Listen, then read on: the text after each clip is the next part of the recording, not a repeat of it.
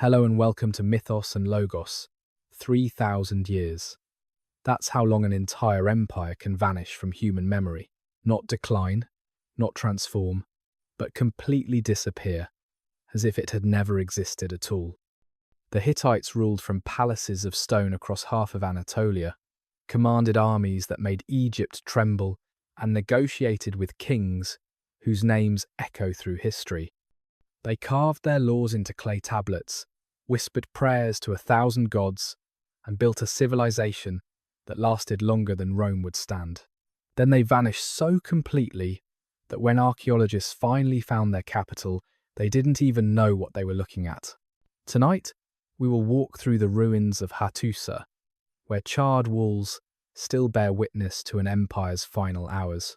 We'll stand in throne rooms where kings decided the fate of nations, and read letters between queens who shaped diplomacy 3 millennia before our time.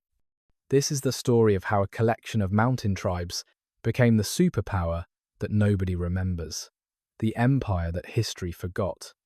May I ask for your help? Liking and subscribing takes just a moment but makes a huge difference for the channel. I'm grateful for your consideration. I'm also always amazed by our international reach, so I'd appreciate hearing where you're joining from and your local time. Feel time's current reversing, pulling you gently into the harsh winds of central Anatolia, 1700 BC, where snow still clings to mountain peaks, even as the valleys below burn under an unforgiving sun, and where a new power is about to rise from the most unlikely of places. Land of 1,000 valleys. Picture a land that seems designed by the gods to resist human ambition. The Anatolian plateau stretches endlessly, a vast tableland lifted more than 3,000 feet above the distant sea, where winters bring snow that can bury entire villages, and summers bake the earth until it cracks like broken pottery. This is not the Fertile Crescent with its generous rivers, not the Nile Valley with its predictable floods. This is a land of extremes, where survival itself becomes an act of defiance. The geography reads like a fortress blueprint, drawn by paranoid giants. Mountain chains rise like great walls. The Taurus range to the south, standing as a barrier against Mesopotamian ambitions, while the Pontic Mountains to the north create a maze of valleys where 100 armies could lose themselves. Between these natural ramparts lies the Great Plateau, but calling it a plateau suggests a uniformity that doesn't exist. Instead, imagine a rumpled blanket thrown across the earth, creating countless valleys, each one a potential kingdom, each mountain past a choke point where a few hundred men could hold back thousands. Rivers here don't behave like the great waterways of other civilizations. The Halys River, which the Hittites would call the Ramesses II, curves through the land like a protective arm, creating a natural boundary that would define their heartland. But this river doesn't offer easy navigation or regular flooding to enrich the soil. It runs fast and dangerous through gorges, useful as a barrier, treacherous as a highway. The smaller streams that feed it appear and disappear with the seasons, turning from torrents during spring snowmelt to dusty channels by late summer. Yet this unforgiving landscape offers its own treasures. The mountains hold veins of copper and silver, iron ore that would one day change the world, and deposits of lead and gold that glitter in rough stone. The forests, where they survive on the mountainsides, grow tall pines and cedars, oak and juniper, timber that would build palaces and temples. The volcanic soil, where it exists in pockets of the plateau, proves remarkably fertile when water reaches it, and the very harshness that makes life difficult also makes conquest nearly impossible. Every invader must thread through mountain passes where ambush waits, cross rivers at predictable fords where defenders gather, and maintain supply lines through territory that seems actively hostile to foreign presence. Before the Hittites, before the very name would exist, this land hosted a patchwork of peoples. The Hattians, who gave their name to the land of Hatti, had lived here for untold centuries, building cities of stone and worshipping gods of mountain and storm. They knew the secret paths through the mountains, The hidden springs that never failed, even in drought. The caves where a tribe could shelter through the worst winter storms. Their language, unrelated to any other we know, would leave its mark on the land, in place names that would outlive empires. To understand what would come, you must first feel this landscape in your bones. The morning wind that cuts like bronze knives across the plateau, carrying the smell of snow from distant peaks, even in summer. The afternoon heat that makes the air shimmer and dance, turning distant mountains into wavering mirages. The evening cool that drops like a stone, forcing travellers to huddle close to fires that never seem warm enough. The night sky, clear and cold, where stars crowd so thick they cast shadows, and where the mountain silence is so complete you can hear your own heartbeat.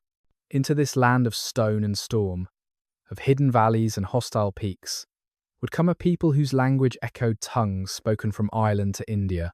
They would merge with those already here, creating something new, something powerful, something that would make the ancient world tremble. But first, they had to survive the land itself, and in surviving, let it shape them into something harder than the granite peaks, more flexible than the mountain streams, more enduring than anyone could have imagined. You stand at Kultepe, close your eyes, and feel the dust of the ancient trade road coating your throat. You stand at Kultepe in the year 1950 BC, though you don't call it that. To you, this is Kadesh, and the sun beats down on the greatest trading centre between Assur and the distant west. Your feet know these narrow streets, worn smooth by countless merchants' sandals, where the smell of fresh bread from clay ovens mingles with the acrid smoke of metal workers' furnaces. You are an Assyrian merchant, far from home, living in the Karum, the trading colony that sprawls below the main city, on its ancient mound. Your house, built of mud brick like all the others, presses close against your neighbours, creating shade in the narrow alleys, where children play with clay toys and dogs sleep in whatever coolness they can find. Through your doorway comes the constant murmur of commerce, voices haggling in a dozen languages, Assyrian and Hattian, Hurrian and Luwian, the linguistic chaos of a crossroads where worlds meet. In your hand, you hold a clay tablet, still damp from the scribe's work. The cuneiform impressions spell out a contract for 20 talents of tin, shipped from Assur by donkey caravan, a journey of 1,200 miles through territories where bandits wait and rivers run treacherous. You can feel the weight of responsibility in that small tablet, the trust of distant partners, the promises that bind across impossible distances. Your wife back in Assur has sent her own tablet, sealed with her personal cylinder seal, complaining about your long absence, but reporting good profits from the textiles she's been trading. The sounds of the Karam envelope you. Bronze hammers ring on copper sheets, as smith-shaped vessels for noble households. Donkeys bray in complaint as they're loaded with bundles of wool, each one tagged with clay bullae, indicating contents and ownership. Children of mixed parentage run past, shouting in a pidgin of languages. Equally, at home in all and none. From the temple on the high mound comes the sound of drums, the Hattian priests performing their noon ritual to the storm god, a ceremony already ancient when your grandfather's grandfather first came to trade. You walk to the counting house, where silver changes hands, each piece carefully weighed on bronze scales, every transaction recorded on tablets that will be filed in archives, creating a paper trail that archaeologists will marvel at 4,000 years hence. The silver comes from the mountains you can see to the north, purple shadows in the afternoon haze. The locals who bring it speak of troubles there, movements of peoples, new languages being heard in the mountain valleys, Indo-European voices, though that term means nothing to you. You know them only as the ones who pronounce water oddly, who count differently, whose gods have unfamiliar names. The sun begins its descent toward the western mountains, painting the mud brick walls golden. You smell dinner, cooking, lentil stew with onions, barley bread baking, the sharp scent of fermented barley beer. Your stomach reminds you that you've been working since dawn. As you return to your house, you pass the shrine, where you'll leave a small offering tomorrow, a prayer for safe roads and honest partners. You don't know that in a century, this thriving Karam will burn, that new peoples will rise to power, that the comfortable world of trade you know will transform into something unrecognizable. For now, you simply wash the dust from your hands, break bread with your family, local wives and half Assyrian children, and plan tomorrow's trades. Outside, the first stars appear above the ancient mound of Kadesh, the same stars that will watch empires rise and fall, the same stars that watch us still. The coming of the Indo-Europeans. They came speaking of wheels and horses, of sky fathers and dawn goddesses, their words echoing languages that would one day be spoken in Rome and London, Delhi and Tehran. The Indo-Europeans didn't arrive as a conquering horde with banners flying, but as a slow tide of migration, family by family, clan by clan, bringing new sounds to the ancient mountains of Anatolia. Linguists would later trace their path through words, following breadcrumbs of vocabulary across continents. The Hittite word for water, watar, resonates with the English water, the German Wasser, the Russian voda. Their word, esmi, meaning I am, connects to the Sanskrit asmi, the Greek ami, the Latin sum. These were not mere coincidences, but evidence of a shared origin. A proto-language spoken somewhere on the steppes north of the Black Sea, perhaps 4000 BC, by people who first tamed horses and revolutionized human mobility. But the Hittites weren't simply Indo-Europeans transplanted. As these newcomers filtered into Anatolia, sometime before 2000 BC, they encountered the Hattians, who had already named every mountain, blessed every spring, built cities of stone that had watched centuries pass. What followed wasn't conquest but synthesis, a melding so complete that later Hittite kings would take Hattian throne names, worship Hattian gods, and perform rituals in a language they no longer fully understood. You can hear this fusion in the very structure of the Hittite language.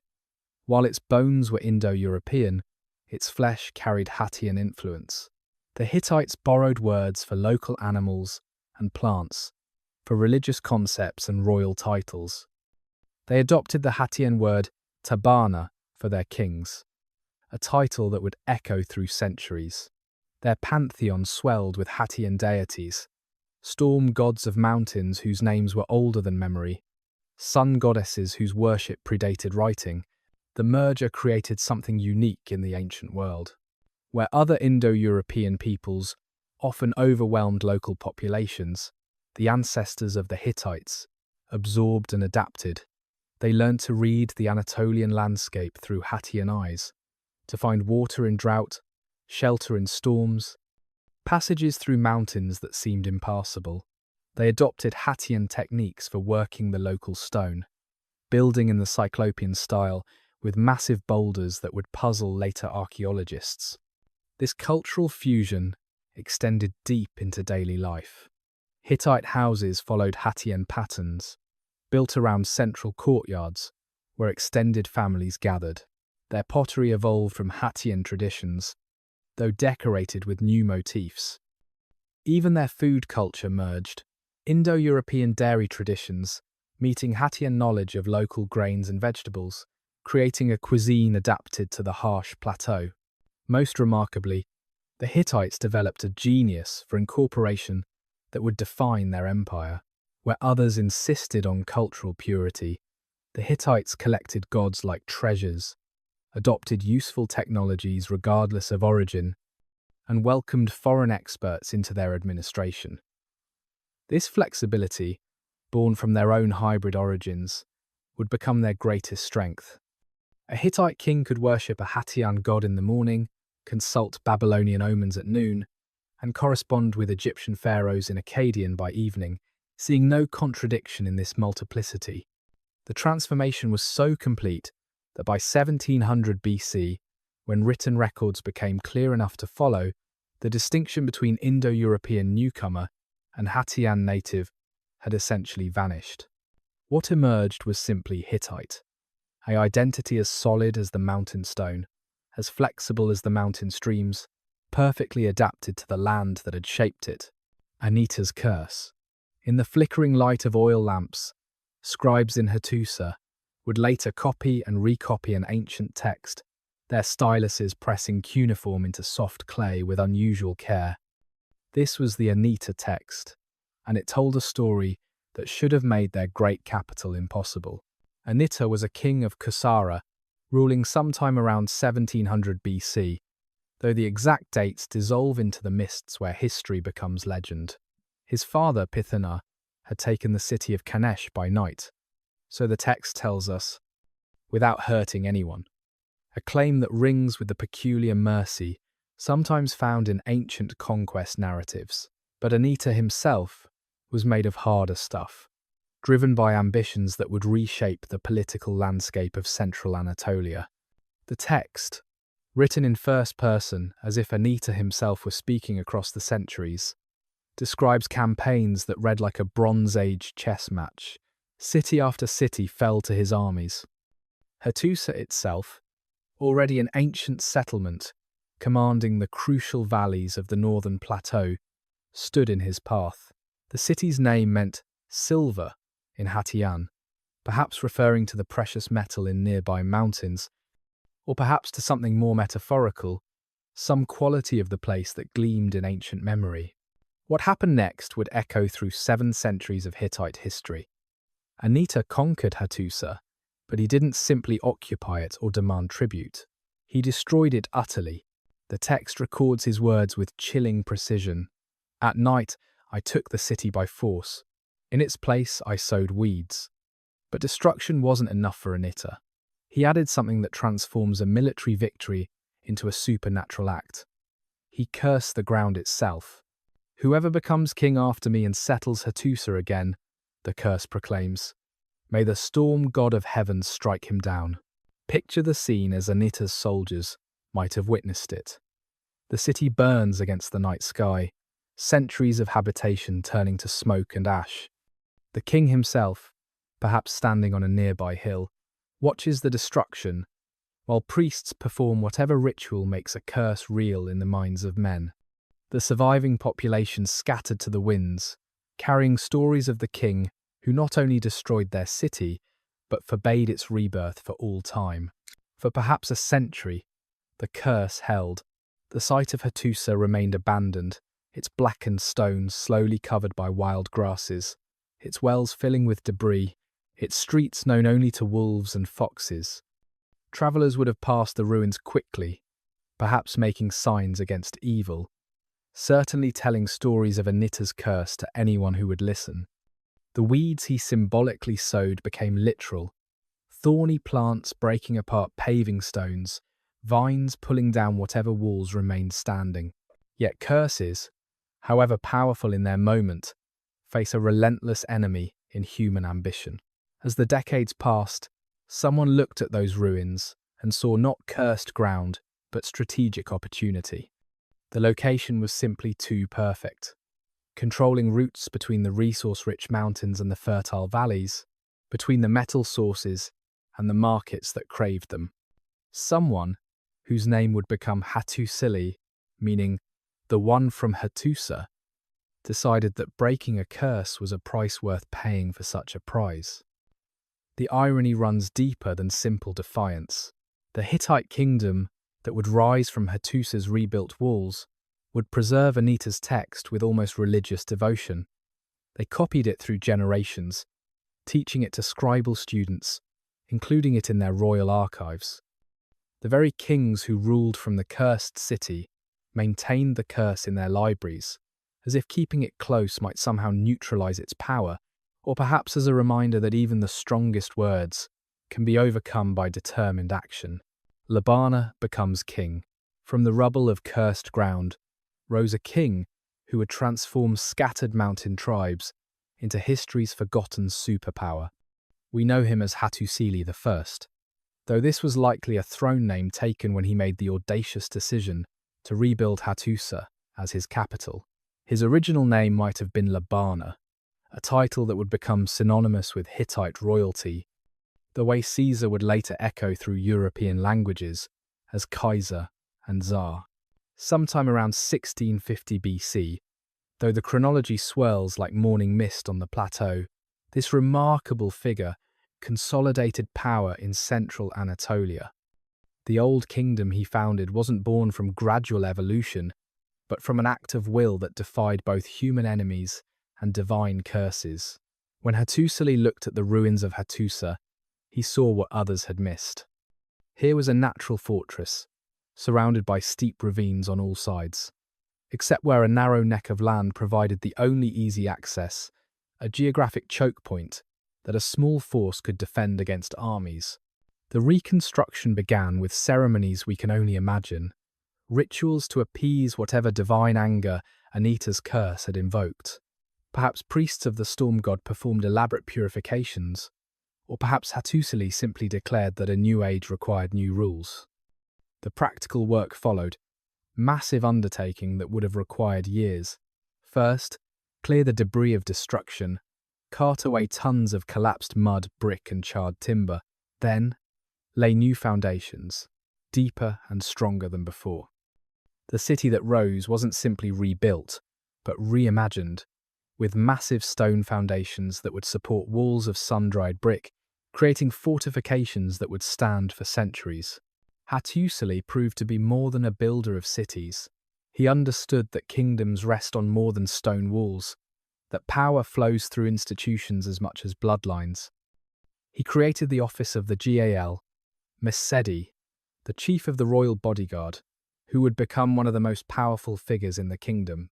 He established the Panku, an assembly of nobles that would serve as both advisory council and, when necessary, a check on royal power.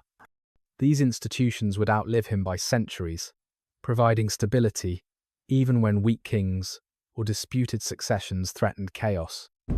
His military campaigns read like a tactical manual for mountain warfare. Rather than massive battles on open plains, Hattusili fought a war of positions, taking strategic fortresses, controlling mountain passes, securing water sources.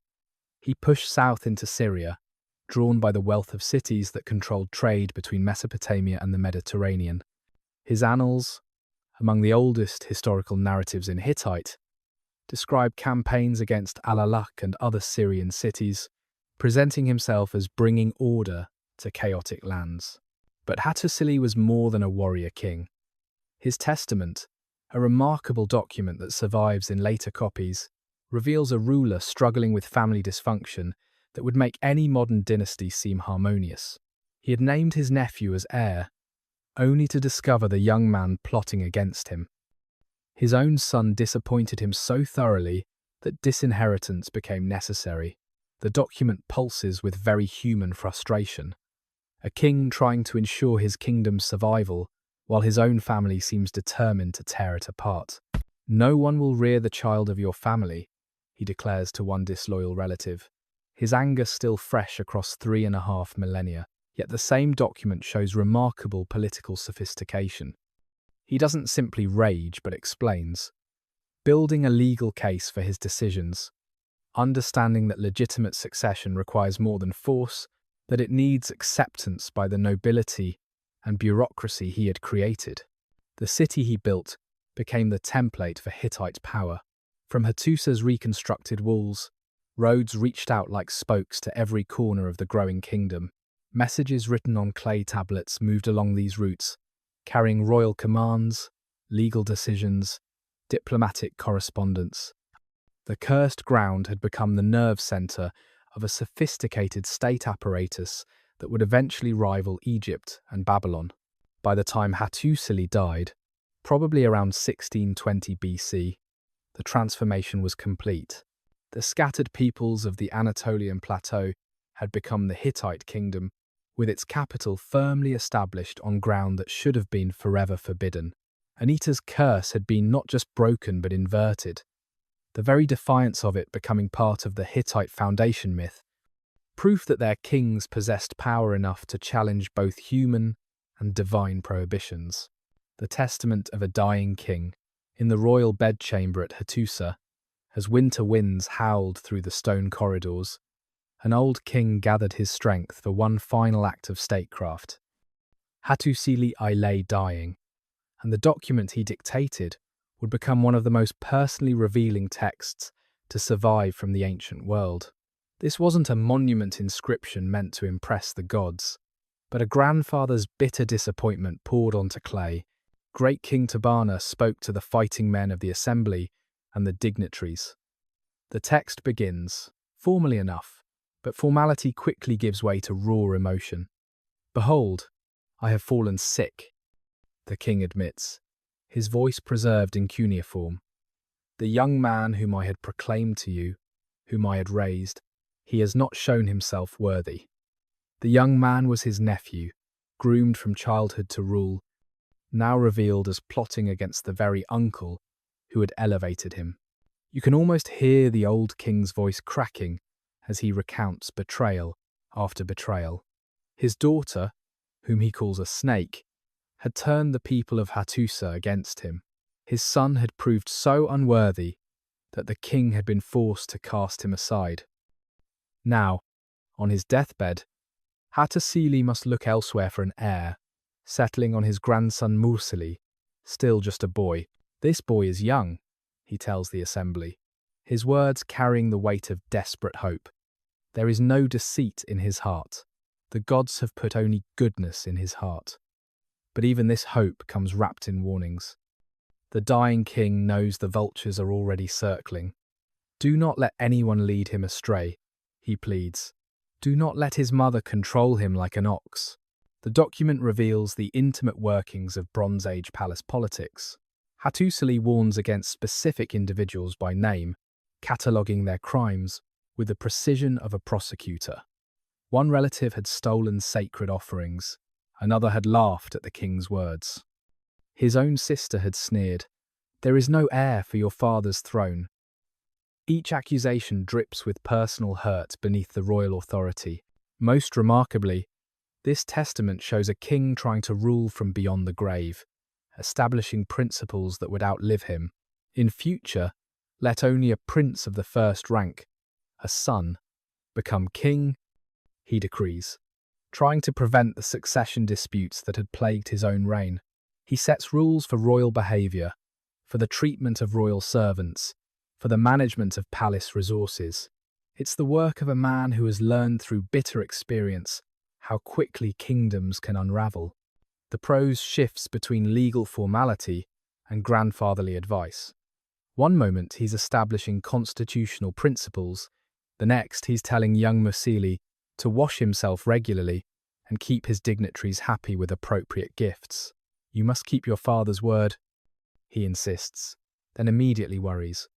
"But if you do not keep your father's word, you will not receive bread and water." It's the eternal anxiety of every dying parent, magnified by the stakes of royal succession. As the testament draws to its close, you sense the king's strength fading.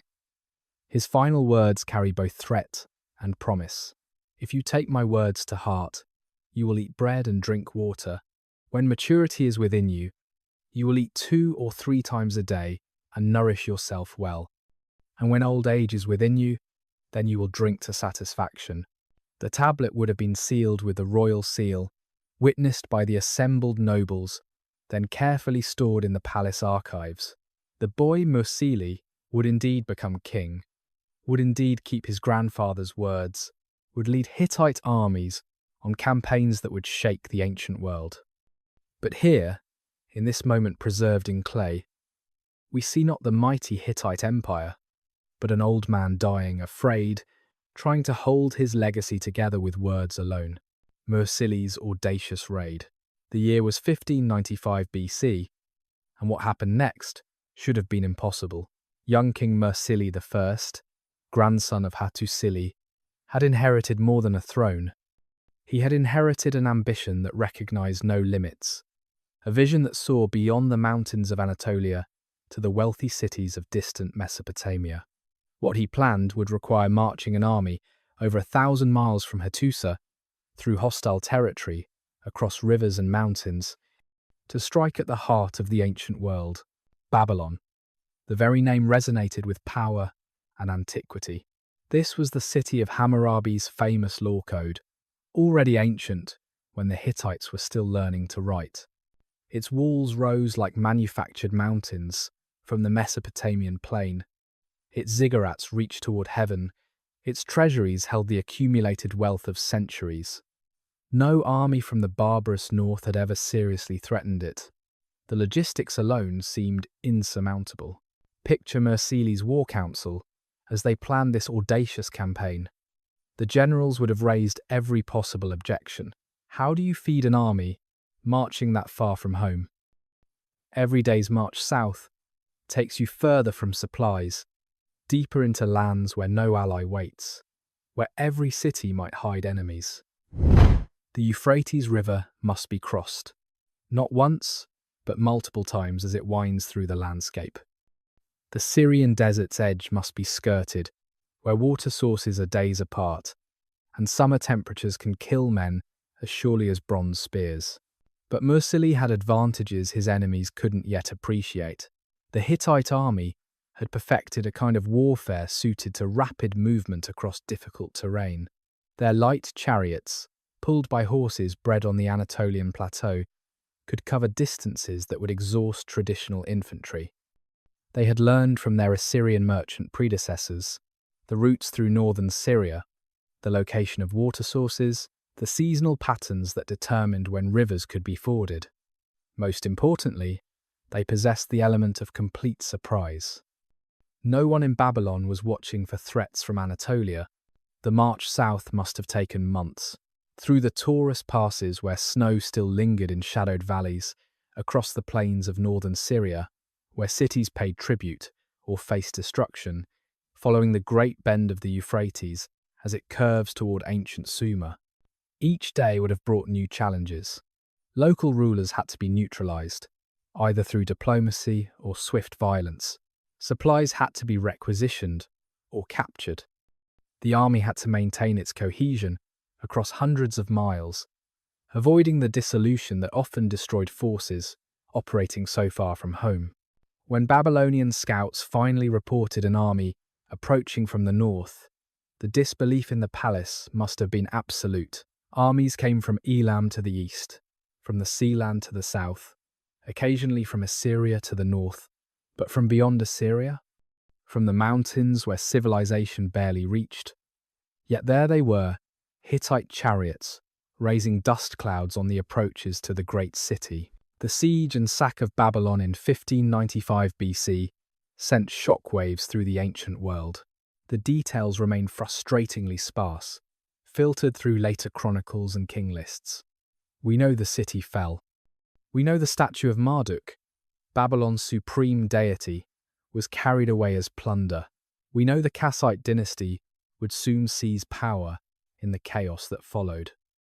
But the exact nature of the battle, the duration of the siege, the scale of destruction, all dissolve into historical uncertainty. What remains crystal clear is the audacity of the achievement. Mursili had done what should have been impossible, projecting Hittite power across distances that challenged every assumption about Bronze Age warfare. The psychological impact resonated for generations. If the Hittites could reach Babylon, where could they not reach? The obscure mountain kingdom had announced itself as a force that could strike anywhere, anytime, without warning. Yet this moment of supreme triumph carried the seeds of disaster. Mursili returned to Hattusili, laden with treasure but also with absence. The long campaign had created power vacuums at home. His brother-in-law, Hattusili, married to Hattusili's treacherous daughter, Hattusili, had been consolidating support among nobles, resentful of the young king's long absence. As Mursili celebrated his unprecedented victory, assassins were already sharpening their blades. The murder, when it came, was swift. Hattusili's agent, a cupbearer named Zidanta, carried out the deed, ending the life of the king who had made Hittite power known from the Anatolian mountains to the Persian Gulf. The kingdom that had seemed poised for unlimited expansion would instead collapse into a century of civil war and succession disputes. The very success of the Babylon raid had demonstrated both the heights Hittite power could reach and the internal weaknesses that would repeatedly bring it crashing. Down, blood in the palace, the cup-bearer Zidanta washed King Mursili's blood from his hands, but he would never wash it from his conscience. The assassination that ended the conquest of Babylon also ended the Hittite Old Kingdom's dreams of glory, plunging the realm into a spiral of regicide and revenge that would nearly destroy everything Hattusili and Mursili had built. What followed reads like a cautionary tale written by gods who despised human ambition, each murder breeding the next in an endless cycle of palace violence. Anatolian, the architect of Mursili's assassination, seized the throne his brother-in-law had left warm, but the crown he had killed to obtain became a curse upon his own house. The Telepinu Edict, written generations later, when a king finally tried to end the bloodshed, preserves the gruesome catalogue of what followed. Anatolian ruled long enough to see his own sons murdered, their blood joining Mursili's in the stones of Hattusa.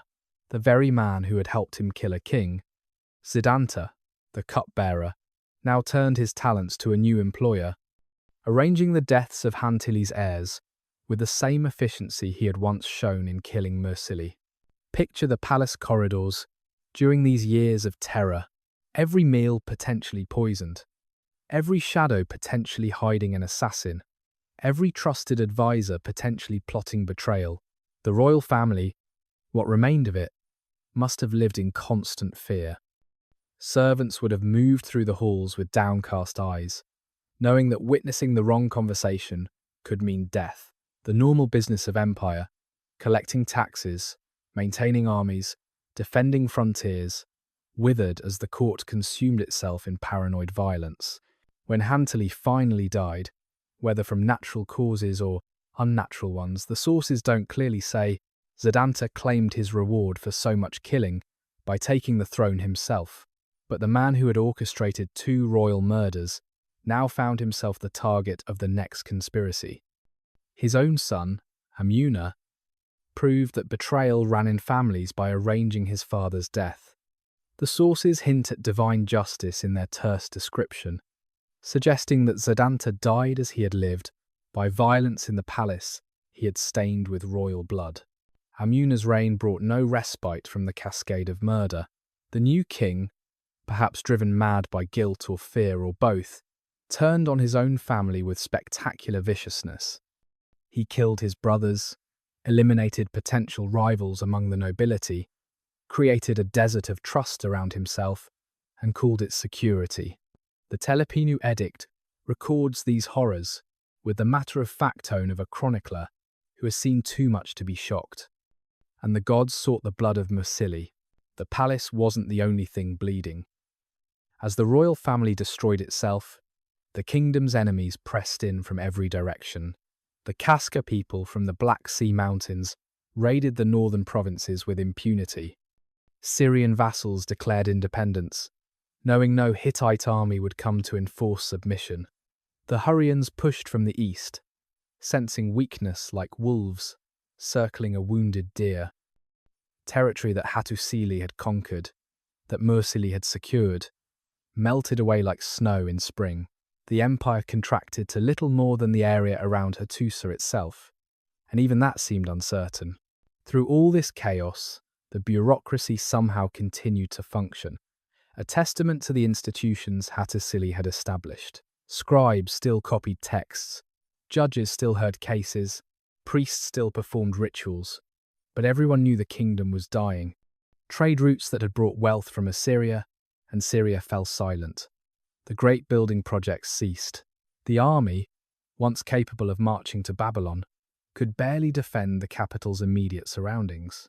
It took 3 more kings, Huzziya, Telepinu, and finally Telepinu's reforms, to stop the bleeding. Each transition brought more violence. Huzziya killed relatives of Amuna to take power, only to be overthrown by Telepinu, who at least had the wisdom to exile rather than execute his predecessor. By the time Telepinu issued his famous edict around 1500 BC, establishing clear succession laws and trying to end the culture of assassination. The Hittite kingdom had been reduced to a shadow of its former glory. The edict itself reads like therapy for a traumatized nation, recounting each murder in detail, explaining how each act of violence had bred the next, building the case for why the bloodshed must end. Whoever does evil to a brother or sister of the king, Telepinu decreed, will answer for it with his head. He established that succession would pass to sons in order of age, and only if no sons existed would it pass to sons-in-law. Simple rules, but in a palace where fathers had killed sons and sons had killed fathers, even simple rules seemed revolutionary. Walking through empty Hattusili, dawn comes late to the citadel, when morning mist fills the valleys below like pools of grey milk.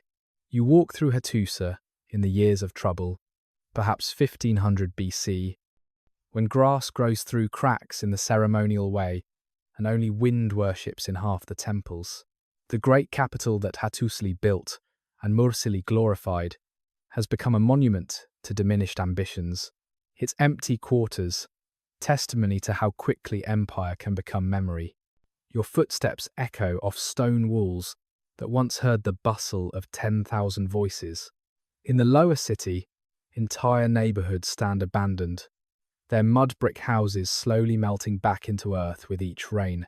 Doorways gape like empty eye sockets, their wooden lintels long since scavenged for firewood.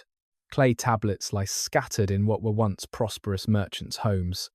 Contracts for tin and textiles that no one will ever fulfill. Letters from partners in cities that no longer acknowledge Hittite authority. The morning light reveals the skeleton of greatness. Here, the foundation stones of a temple that was never completed, its construction abandoned when the tribute stopped flowing from Syrian vassals. There, a royal storehouse with its roof collapsed, ceramic storage jars shattered, their contents, grain and oil and wine, long since consumed by rats and rain.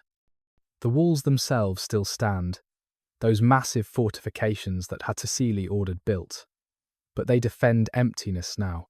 You could fit the entire remaining population into one corner of what the city once was. In the palace complex on Bukale, the Great Rock, some rooms remain in use, but entire wings stand empty. Throne rooms where kings once received ambassadors from Egypt and Babylon now house spiderwebs thick as tapestries. The archives still function, scribes still copying important texts, but dust covers tablets that no one has consulted in a generation. So, you hear the drip of water where roof tiles have shifted, the patient sound of structures returning to nature. The few people you encounter move like ghosts through their diminished city. A priest maintains rituals in the temple of the storm god, but his assistants have fled to safer towns, and he performs ceremonies meant for dozens, with only his own voice echoing off stone walls.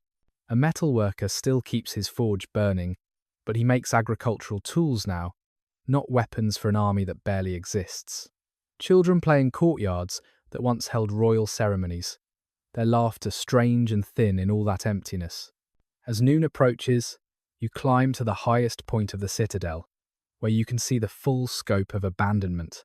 The city that once sprawled across the hillsides has contracted like a dying heart, pulling back to its core. Beyond the walls, fields that should shimmer with barley lie fallow, return to wild grass and thorn bushes. The roads that connected Hattusili to its empire fade into wilderness just beyond sight. Even the birds seem quieter here, as if they too sense the weight of fallen greatness. The Casca threat. From the mists of the Black Sea Mountains came a people who would torment the Hittites for 5 centuries. Raiders who moved like smoke through valleys, struck like lightning at harvest time, and vanished into forests where no army could follow. The Casca weren't an empire or even a kingdom, but something more dangerous to the centralized Hittite state. A confederation of tribes that could never be definitively defeated because they had no capital to capture. No king whose death would end the war. They came from the north, from the Pontic Mountains, where forests grew so thick that noon looked like twilight under the canopy. These weren't farmers who occasionally raided, but professional warriors who lived by plunder, measuring wealth in stolen cattle and captured slaves. Their society, as far as the frustrated Hittite texts reveal, was organized around war bands led by chiefs who answered to no higher authority, making treaties impossible and conquest pointless. Strike down one war band, and three others would emerge from different valleys, learning from their brother's defeat. The Casca fought with a terrible intimacy, knowing every mountain path, every hidden valley, every season's rhythm in lands they had inhabited for generations. When Hittite armies marched north in summer, weighed down with bronze armor and supply wagons, the Casca melted into forests, leaving empty villages and poisoned wells. When winter locked the passes and Hittite garrisons huddled around their fires, Casca warriors on snowshoes would appear from storms, strike, and vanish before reinforcements could arrive. Most painfully for the Hittites, the Casca had captured Nerik, the holy city where Hittite kings had been crowned since the kingdom's founding. This wasn't just a strategic loss, but a spiritual catastrophe. The storm god of Nerik was one of the most important deities in the Hittite pantheon, and his festivals were central to royal legitimacy. For generations, Hittite kings would begin their prayers with apologies for being unable to worship at Nerik, their holiest site, held by barbarians who cared nothing for its sacred significance. The texts from this period pulse with frustration at an enemy who refused to fight by civilized rules. The Casca took no interest in becoming vassals, had no use for diplomatic marriages, couldn't be bribed with trade privileges, because they preferred taking to trading. They represented chaos to the Hittite mind, which craved order and hierarchy. One exasperated Hittite text describes them as like swine, not meant as mere insult, but expressing incomprehension at people who seemed to reject the very foundations of Bronze Age civilization. Year after year, the pattern repeated with grinding inevitability. Spring would bring Casca raids on villages, just as farmers prepared their fields. Summer would see Hittite punitive expeditions that found only empty mountains. Autumn would bring more raids as harvests ripened. Winter would lock both sides in place, the Casca in their mountain strongholds, the Hittites in their diminished territories, each planning for spring's renewal of the eternal conflict.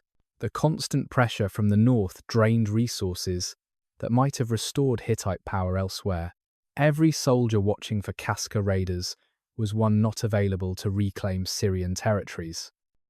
Every fortification built against northern incursions was wealth not spent on diplomatic gifts or trade ventures. The kingdom bled slowly but continuously, like a wounded animal harried by wolves who know patience will bring the kill. During the worst years of the Troubles, when royal murders left the throne weak and uncertain, the Casca pressed so close to Hattusili that smoke from their raids could be seen from the citadel walls. The humiliation burned as hot as the destroyed villages. Here was the great Hittite kingdom, which had once sacked distant Babylon, unable to protect farms within sight of its own capital. Tudhalia, the rebuilder. From the ashes of near extinction rose a king whose very name has confused historians for generations. Tudhalia I, or perhaps Tudhalia II, for the numbering remains disputed, took the throne sometime around 1460 BC, when the Hittite kingdom had shrunk to little more than Hattusili and its immediate surroundings. What he inherited could barely be called a kingdom. What he would leave behind would be the foundation for empire. This Tudhalia possessed something his predecessors had lost in their palace murders and civil wars, the ability to think strategically rather than merely survive. He understood that the Hittite kingdom's problems were interconnected. The Casca raiders from the north prevented economic recovery. Economic weakness prevented military expansion. Military weakness invited further enemies. The cycle had to be broken through systematic reform rather than heroic gestures. His military reforms transformed the Hittite army from a Bronze Age relic into an innovative force. Tudhalia recognized that the old, heavy chariots, impressive on parade grounds, were useless against Casca raiders who vanished into forests. He developed lighter, more mobile units that could pursue raiders into difficult terrain. He established a system of frontier fortifications, not massive walls that enemies could simply go around, but networks of watchtowers and garrison posts that could signal warnings and coordinate responses. The king also revolutionized Hittite diplomacy. Rather than trying to conquer the Casca, which generations had proved impossible, he began playing tribes against each other. Treaties with certain chiefs, backed by gifts and trade privileges, created divisions within the Casca Confederation. Some tribes became quasi-allies, buffer states between Hittite territory and the wilder mountain peoples. It wasn't a perfect solution, raids continued, but their frequency and severity decreased enough to allow recovery elsewhere. In the west, Tudhalia faced a different challenge. The kingdom of Arzawa had grown powerful during Hittite weakness, controlling much of western Anatolia. Rather than immediate confrontation, Tudhalia began what archaeologists would later call the Western Strategy, a patient campaign of undermining Arzawan influence through diplomacy, selective military pressure. He cultivated relationships with smaller Western kingdoms, offering protection against Arzawa in exchange for allegiance. When he did fight, he chose his battles carefully, striking where victory was certain, avoiding the kind of overextension that had doomed earlier efforts. Perhaps his most lasting contribution was administrative. Tudhalia reorganized the provincial system, creating a more efficient hierarchy of governors and military commanders. He established new categories of land tenure, differentiating between royal lands, temple lands, and military fiefs, each with specific obligations and privileges. This wasn't glamorous work like conquering Babylon, but it created the institutional framework that would allow his successors to build an empire. The archaeological record from Tudhalia's reign shows a kingdom coming back to life.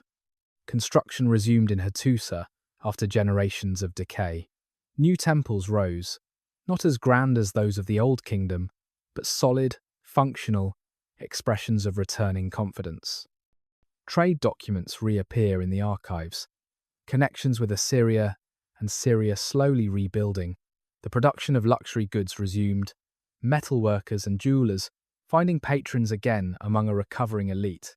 Tudhalia also invested in what we might call soft power. He commissioned scribes to copy and preserve old texts, understanding that cultural continuity mattered as much as military strength. The great myth cycles were recorded during his reign, the stories of Kumabi and Ulikumi, the Song of Release, texts that would preserve Hittite culture long after the empire fell.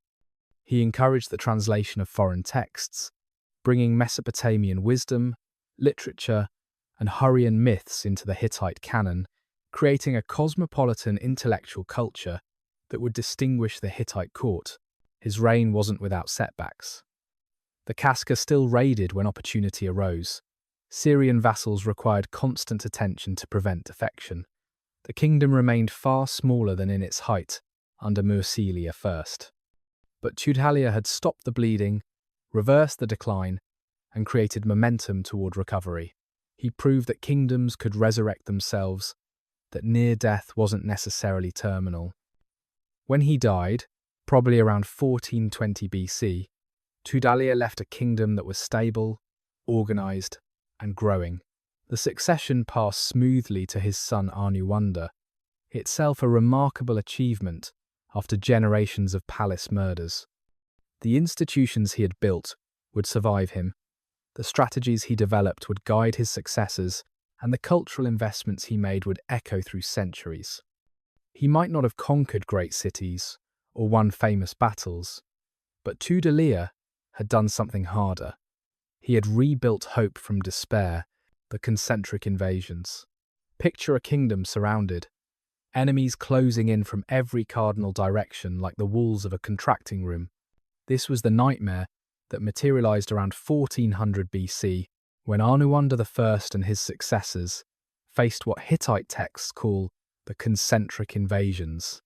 Attacks so coordinated, they seemed orchestrated by malevolent gods determined to erase the Hittites from existence.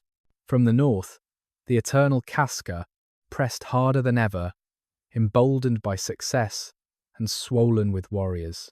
From the west, Arzawa advanced with ambitions of claiming all Anatolia. From the south, the kingdoms of Kizzuwatna and Mitanni probed Hittite weakness. From the east, Isua and Adzi-Hayasa descended from their mountain strongholds. The kingdom that Tudhaliya had so carefully rebuilt faced dismemberment from enemies who seemed to sense, like predators around wounded prey, that the moment for the kill had arrived. The catastrophe reached its peak under Tudhaliya III, a ruler so overwhelmed that some historians call him Tudhaliya the Younger, to distinguish his failures from his predecessor's achievements. Hattusa itself fell, not to one enemy but, apparently, to several in succession. The capital burned, archaeological evidence showing destruction layers that suggest multiple sacks in quick succession. The royal family fled, taking what they could carry, abandoning palaces that had stood since Hattusili's time.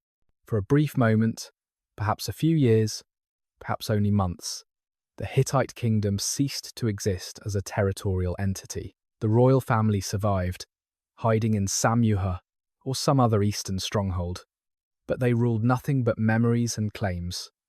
Enemy armies camped in the ruins of Hattusa. Arzawan kings might have sat on the Hittite throne. Casca chiefs might have defecated in Hittite temples to show their contempt for southern gods. The texts fall nearly silent about this period, as if the humiliation was too complete to record. Yet in this darkest moment, something extraordinary happened.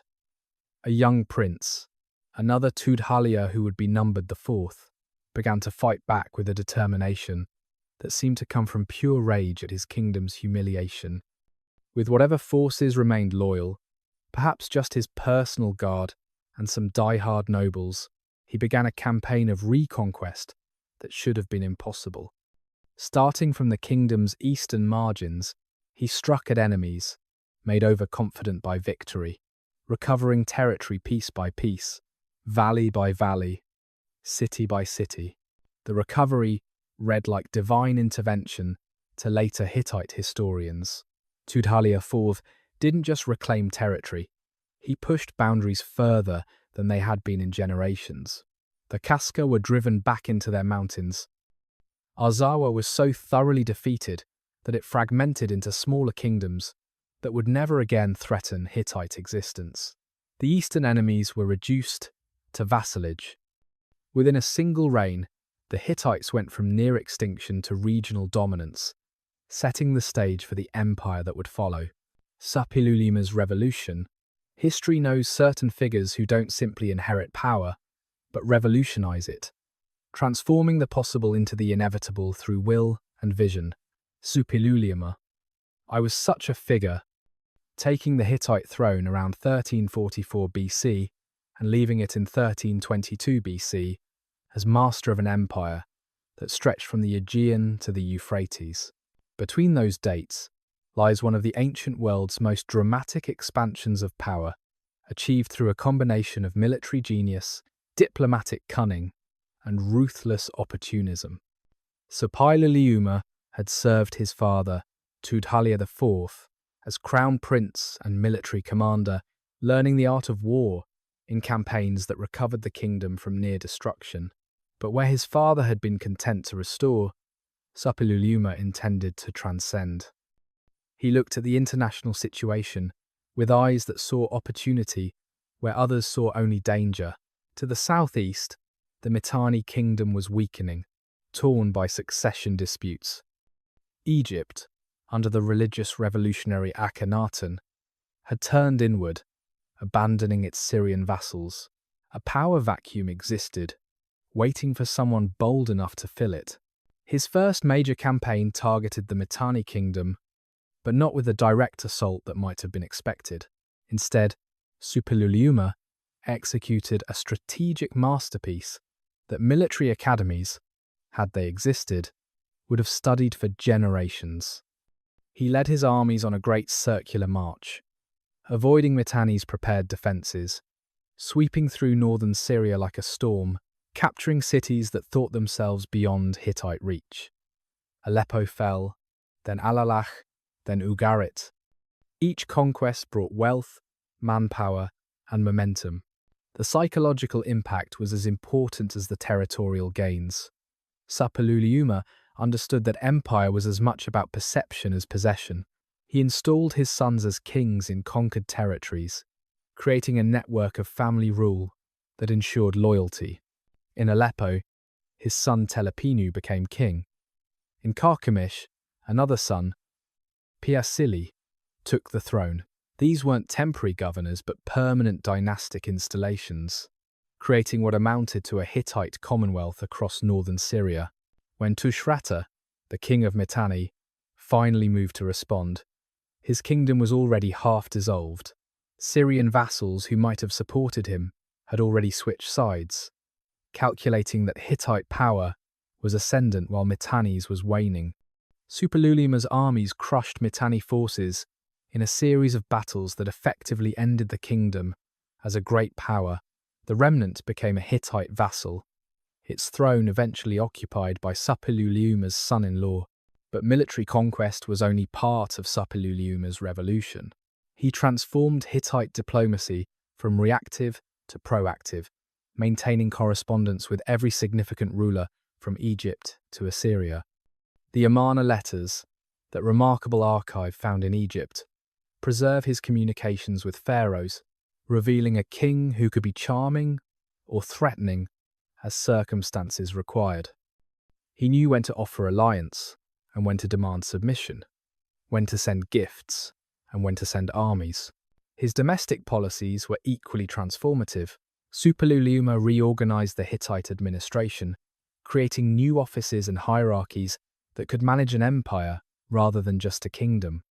He established a system of royal inspectors who reported directly to him, bypassing traditional noble privileges. He standardized legal procedures across Hittite territories, ensuring that justice in Carchemish resembled justice in Hattusa. These might seem like bureaucratic details, but they were the sinews that held empire together. The king also revolutionized Hittite military doctrine. He expanded the use of iron weapons, giving Hittite forces a technological edge over bronze-armed enemies. He developed combined arms tactics, coordinating infantry, chariotry, and siege engines in ways that overwhelmed traditional defences. His armies became professional forces, trained and equipped by the state, rather than seasonal levies of farmers. This standing military could campaign year-round, maintaining pressure on enemies who expected winter respites. Under Suppiluliuma, Hattusa transformed from a recovered capital into an imperial metropolis. The city expanded beyond its old boundaries, new quarters rising to house administrators, diplomats, and merchants drawn by imperial prosperity. The palace complex grew into a virtual city within the city, with separate courts for different functions, throne rooms for receiving vassals, archives for managing correspondence with dozens of kingdoms. Temples multiplied as wealth poured in, each one a statement of divine favour for Hittite expansion. Perhaps most remarkably, Suppiluliuma created what we might recognise as an imperial ideology. The Hittites were no longer just another Anatolian kingdom, but the ordained masters of the civilized world, bringing order to chaos, justice to oppression, civilization to barbarism. This wasn't mere propaganda, but a genuine belief system that motivated Hittite administrators and generals, giving meaning to their conquests beyond simple plunder. A widow's desperate letter. The messenger arrived at Suppiluliuma's camp in Syria, covered in dust from roads that stretched all the way to Egypt, carrying a letter that would have seemed like fantasy if not for its royal seal. The year was approximately 1323 BC, and the Egyptian queen Ankhesenamun, widow of Tutankhamun, had written something unprecedented in diplomatic history. She wanted a Hittite prince for a husband. My husband has died, her letter began, the cuneiform tablet preserving her desperation across millennia. I have no son, but they say that you have many sons. If you would give me one of your sons, he would become my husband. I will never take a servant of mine and make him my husband. I am afraid. Suppiluliuma's first reaction was suspicion, so intense he laughed. Egypt and Hatti had been enemies for generations, competing for the same Syrian territories, supporting opposite sides in every conflict. Egyptian princesses were famous for never marrying foreigners. It was a point of pharaonic pride that Egyptian royal blood never mixed with barbarian lines. Now the Queen of Egypt was begging for a Hittite prince. It had to be a trap. The great king summoned his council, and you can imagine the debate that raged through the night. Send a prince to certain death? Insult Egypt by refusing? The opportunity, if real, was staggering. A Hittite prince on the throne of Egypt would revolutionize the balance of power, uniting the ancient world's two greatest kingdoms. But if it was a trap, they would lose a royal son and face Egyptian mockery for generations. Suppiluliuma chose caution, sending an ambassador, Hattusili, to verify the extraordinary request. The journey to Egypt and back would take months during which Ankesenamun's position grew increasingly desperate. The Egyptian court was closing in, pressure mounting for her to marry a native candidate, probably the elderly vizier I, who had served her father Akhenaten and her husband Tutankhamun. When Hattusili returned, he brought not just confirmation, but another letter, more desperate than the first. "Why do you say they are trying to deceive me?" the queen wrote. "If I had a son, would I write to a foreign country in a manner humiliating to myself and my country? You do not believe me and say so to me. He who was my husband has died, and I have no son. Shall I take a servant of mine and make him my husband? I have written to no other country, I have written only to you. They say you have many sons. Give me one of your sons, and he will be my husband and king of Egypt." The phrase, "I am afraid," echoes through the centuries. This was a young woman, probably no more than 20, widow of a boy king, surrounded by courtiers who saw her as either an obstacle or an opportunity.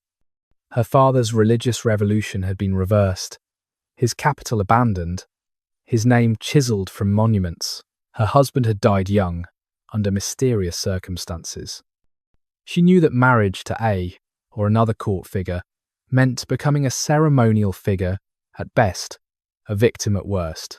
Suppiluliuma, finally convinced, chose his son Zananza for this extraordinary destiny.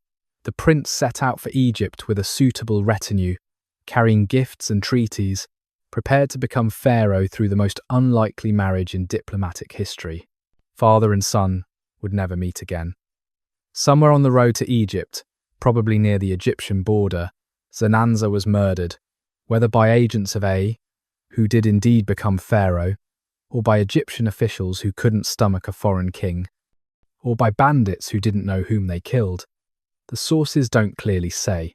When news of his son's death reached Suppiluliuma, his rage shook kingdoms. "You have done this evil deed," he accused the Egyptians. War followed, a bitter conflict that would bring unexpected consequences. But nothing could resurrect the murdered prince, or the possibility he had represented. Ankesenamun disappears from history at precisely this moment, her fate unknown but probably tragic. The window for uniting Egypt and Hatti, through marriage rather than conquest, had opened for just a moment, then slammed shut forever. The plague years.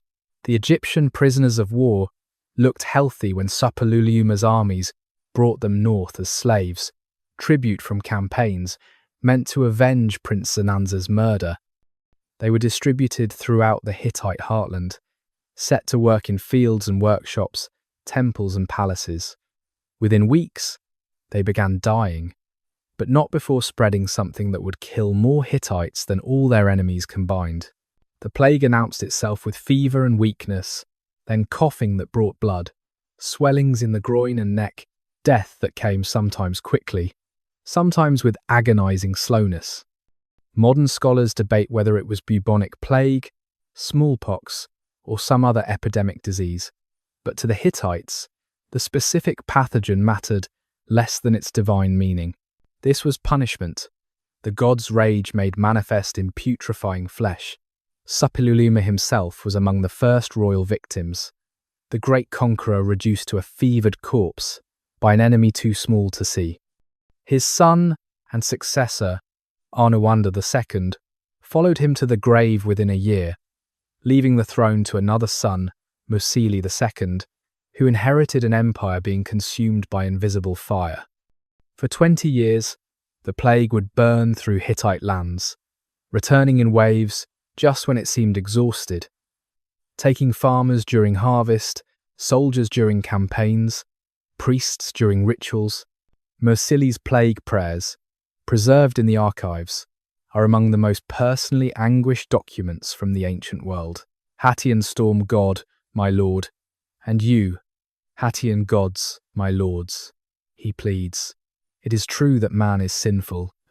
My father sinned and transgressed against the word of the Hattian storm god, my lord. But I have not sinned in any way.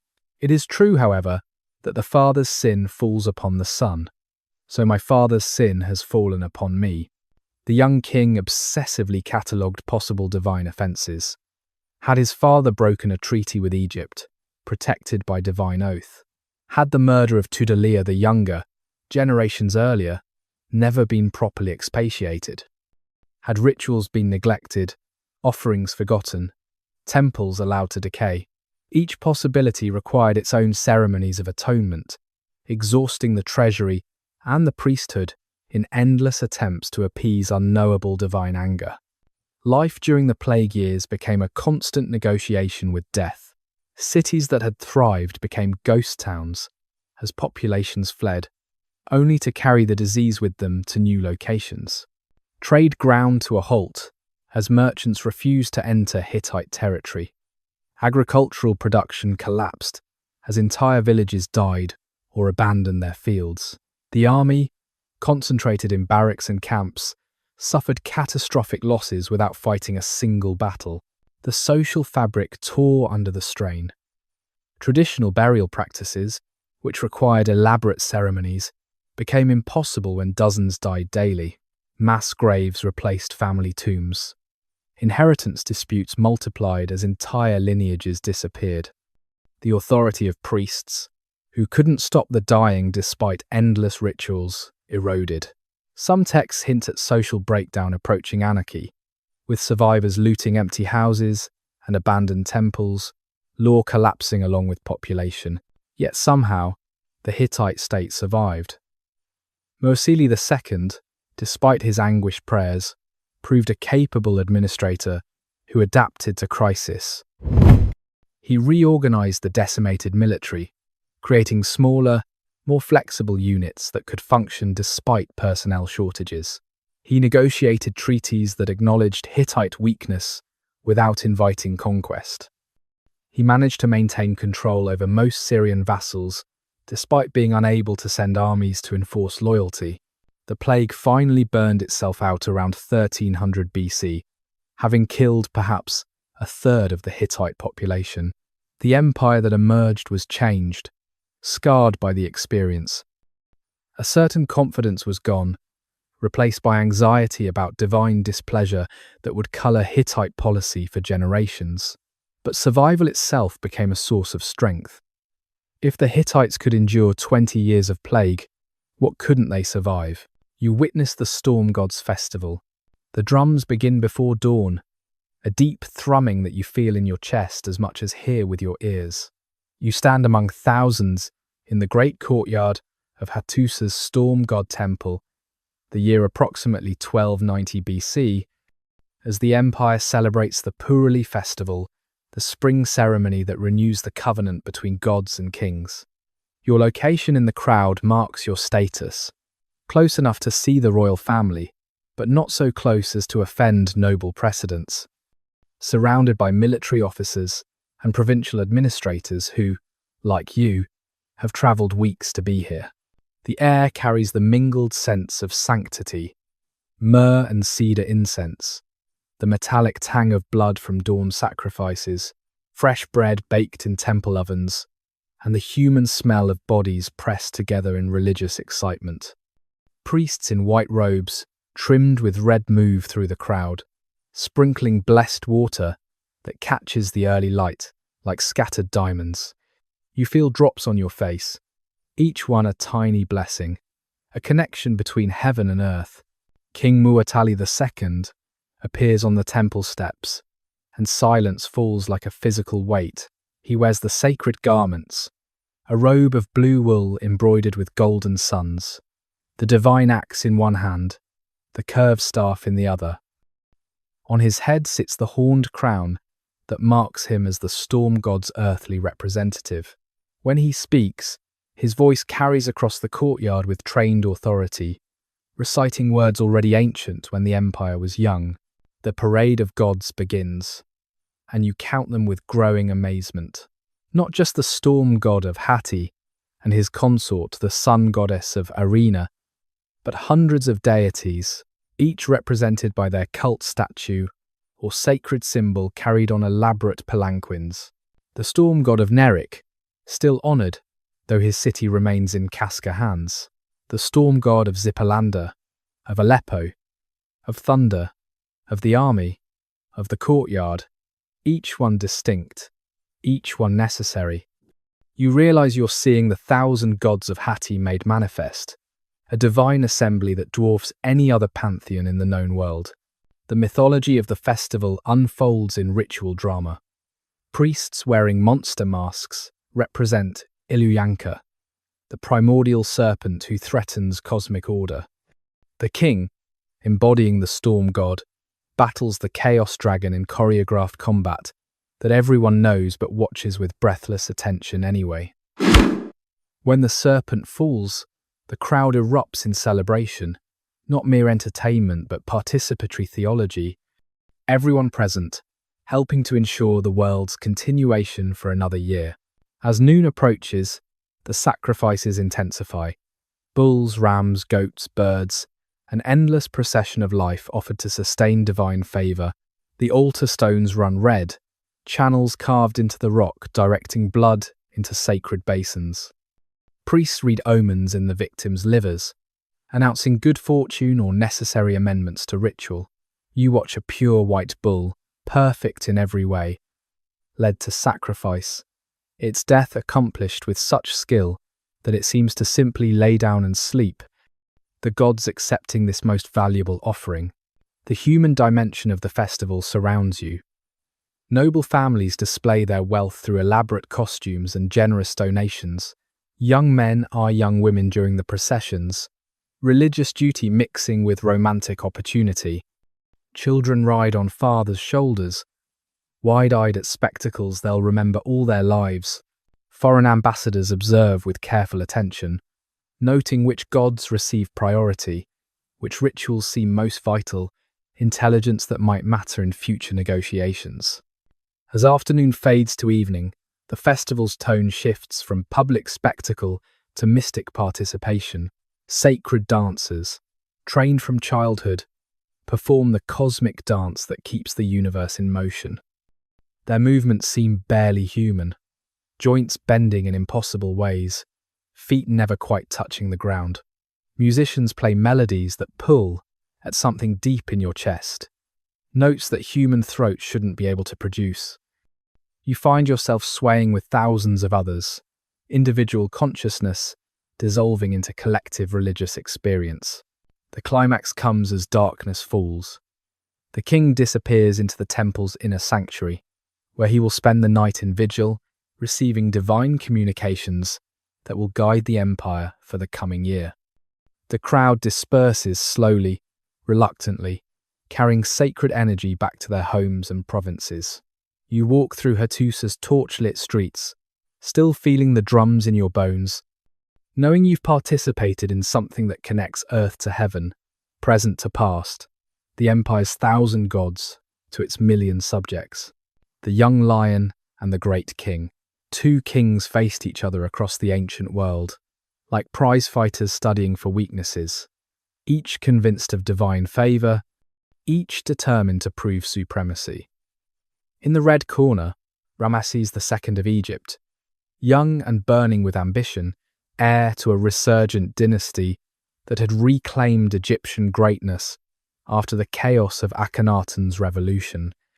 In the blue corner, Mursili II of Hatti, heir to Suppiluliuma's empire, commander of the ancient world's most sophisticated military machine. Their collision would produce the largest chariot battle in history and echo through millennia. Ramesses had ascended to Egypt's throne around 1279 BC with something to prove. His grandfather Ramesses I had founded the dynasty but ruled barely a year. His father Seti had begun reconquering territories lost during Egypt's introspective period, pushing into Syria but always stopping short of direct confrontation with Hittite power.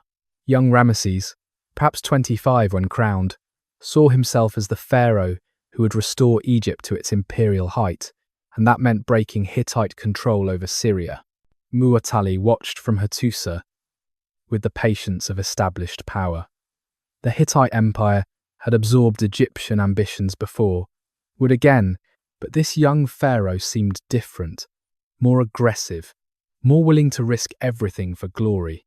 Intelligence reports described massive military preparations, new divisions being raised, diplomatic missions to potential allies, propaganda declaring Ramesses as a living god who would humble all enemies.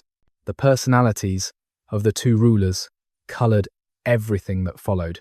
Ramesses was a showman, commissioning colossal statues before he had won the victories they commemorated, writing his own legend in stone while still living it in flesh. He married for love and politics with equal enthusiasm, accumulating wives like trophies, fathering over 100 children who would carry his glory into the future. Every temple wall became a billboard for his achievements, real or imagined. Mursili operated from different principles. Where Ramesses built monuments, Mursili built alliances. He understood that the Hittite Empire's strength lay not in individual glory, but in systematic organization. He spent years preparing for the confrontation he knew was coming, negotiating treaties that would bring allied forces to his aid, positioning supplies, gathering intelligence. He even moved his capital from Hattusili to Tarhuntassa in the south, closer to the expected theatre of conflict. The correspondence between the two powers in the years before war reveals an elaborate diplomatic dance, letters addressed with florid titles, and protestations of brotherhood barely concealed mutual contempt. Disputes over minor border towns escalated into tests of will. The city of Kadesh, controlling the strategic Bekaa Valley between Lebanon and anti-Lebanon mountains, became the focal point of tension. Whoever held Kadesh controlled the gateway between Egyptian and Hittite spheres of influence. The propaganda war preceded the actual conflict. Ramesses portrayed himself as the champion of order against chaos, depicting Hittites as storm demons, threatening cosmic stability. Mursili responded by emphasizing legitimacy, pointing out that Syria had been Hittite for generations, while Egypt was merely an ambitious interloper. Both kings invoked divine sanction, both claimed moral superiority, both promised total victory. By 1275 BC, when Ramesses led his armies north for the 5th year of his reign, the ancient world held its breath. This wasn't just another border conflict, but a collision between the two greatest powers of the age. The winner would dominate the eastern Mediterranean for generations. The loser might cease to exist as a great power. Veterans of previous wars recognized that something unprecedented was building, a storm that would reshape the political landscape. Both kings knew they were making history. Ramesses brought court scribes to record his anticipated triumph. Mursili prepared the ritual prayers for victory. Neither could have imagined that their battle would produce not conquest, but the ancient world's first recorded peace treaty, that their rivalry would end not in destruction but in grudging respect, even alliance. But first would come Kadesh, where bronze would clash with bronze under the Syrian sun, where the fate of empires would balance on chariot wheels and the courage of men who fought for kings they believed were gods. Dawn at Kadesh. The morning mist rose from the Orontes River, like the breath of sleeping gods. On that day in 1274 BC, when the ancient world's two superpowers collided in the largest chariot battle ever fought. Ramesses II had divided his army into 4 divisions, each named for a god: Amun, Ra, Ptah, and Seth, together totaling perhaps 20,000 men and 2,000 chariots. He led the Amun division himself, racing ahead of the others in his eagerness to take Kadesh before the Hittites could respond. The 2 Shasu Bedouins seemed pathetic when Egyptian scouts dragged them into the royal presence. They claimed to be deserters from the Hittite army, bearing intelligence that Mu'atali was still far to the north near Aleppo. Afraid to face the divine pharaoh, Ramesses, young and confident, believed what he wanted to believe. He ordered the Amun division to make camp northwest of Kadesh, on open ground, perfect for displaying Egyptian power, but terrible for defense. The other divisions stretched out behind him along the road, separated by miles of march. The torture of captured Hittite scouts later that afternoon revealed the trap's magnitude. Mu'atali wasn't days away, but hidden just beyond the city, with 37,000 men and 3,500 chariots, the largest army the Hittites had ever assembled. Allied contingents had come from 16 different kingdoms, from Arzawa in the west to Mesopotamia in the east. While Ramesses had been racing to claim an empty prize, Mu'atali had been positioning for annihilation. The Hittite attack came with the sudden violence of a thunderstorm. Their chariots, lighter and faster than Egyptian models, carrying 3 men instead of 2, struck the Ra division while it was still marching in column formation. The Egyptian line shattered like a clay pot hitting stone. Soldiers fled in every direction, their panic infectious, turning disciplined troops into a terrified mob. The Hittite chariots wheeled through the broken division like wolves through scattered sheep, their composite bows firing arrows that punched through Egyptian shields. Within minutes, the disaster reached Ramesses' camp. The pharaoh, preparing for an evening of victory celebrations, instead found himself watching his army dissolve. The Amun division, seeing the Ra division's survivors running toward them screaming about Hittite chariots, began to break before the enemy even arrived. Supply wagons overturned as drivers fled. Royal standards fell in the dust. The god king of Egypt stood virtually alone as thousands of Hittite chariots surrounded his position. What happened next depends on whether you believe Egyptian or Hittite sources. According to Ramesses' account, carved on temple walls across Egypt, the pharaoh single-handedly saved the day. Abandoned by cowards, he called upon Amun, who filled him with divine strength. He charged the Hittite masses alone, his arrows finding every mark, his chariot wheels crushing enemies like grain. I was like Montu, he would later claim. I shot to my right and captured with my left. I was like Baal in his fury against them. The Hittite version, preserved in more modest diplomatic correspondence, tells a different story. The young pharaoh fought bravely. Yes, but he survived because Hittite troops stopped to loot the abandoned Egyptian camp instead of pressing their advantage. Mu'atali's allied contingents, eager for plunder, lost discipline at the worst possible moment. This gave Ramesses time to rally whatever troops remained and establish a desperate defensive position. The arrival of Egyptian reinforcements, the Naarin troops from the Phoenician coast, shifted the battle's momentum. These fresh forces struck the scattered Hittite looters, driving them back toward the Orontes. Chariots toppled into the river, their crews drowning in bronze armor. The Prince of Aleppo had to be fished out of the water by his bodyguards, held upside down to drain water from his lungs. The neat battlefield became a chaotic melee, where unit cohesion disappeared and survival became individual. As evening approached, both armies pulled back, exhausted and bloodied. Thousands lay dead, their bodies already attracting clouds of flies in the Syrian heat. Both kings claimed victory. Ramesses had survived and held the field, technically a tactical success.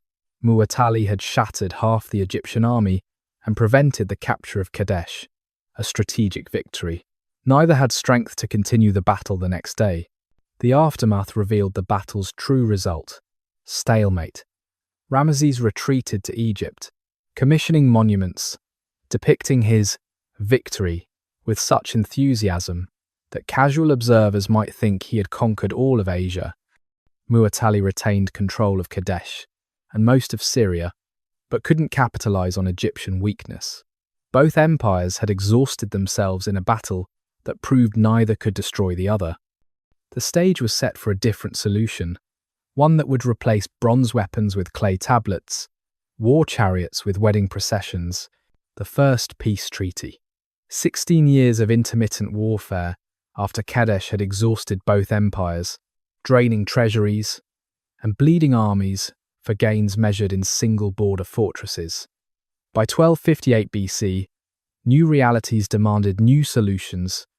Hattusili III, who had deposed his nephew to take the Hittite throne, faced growing pressure from Assyria in the east.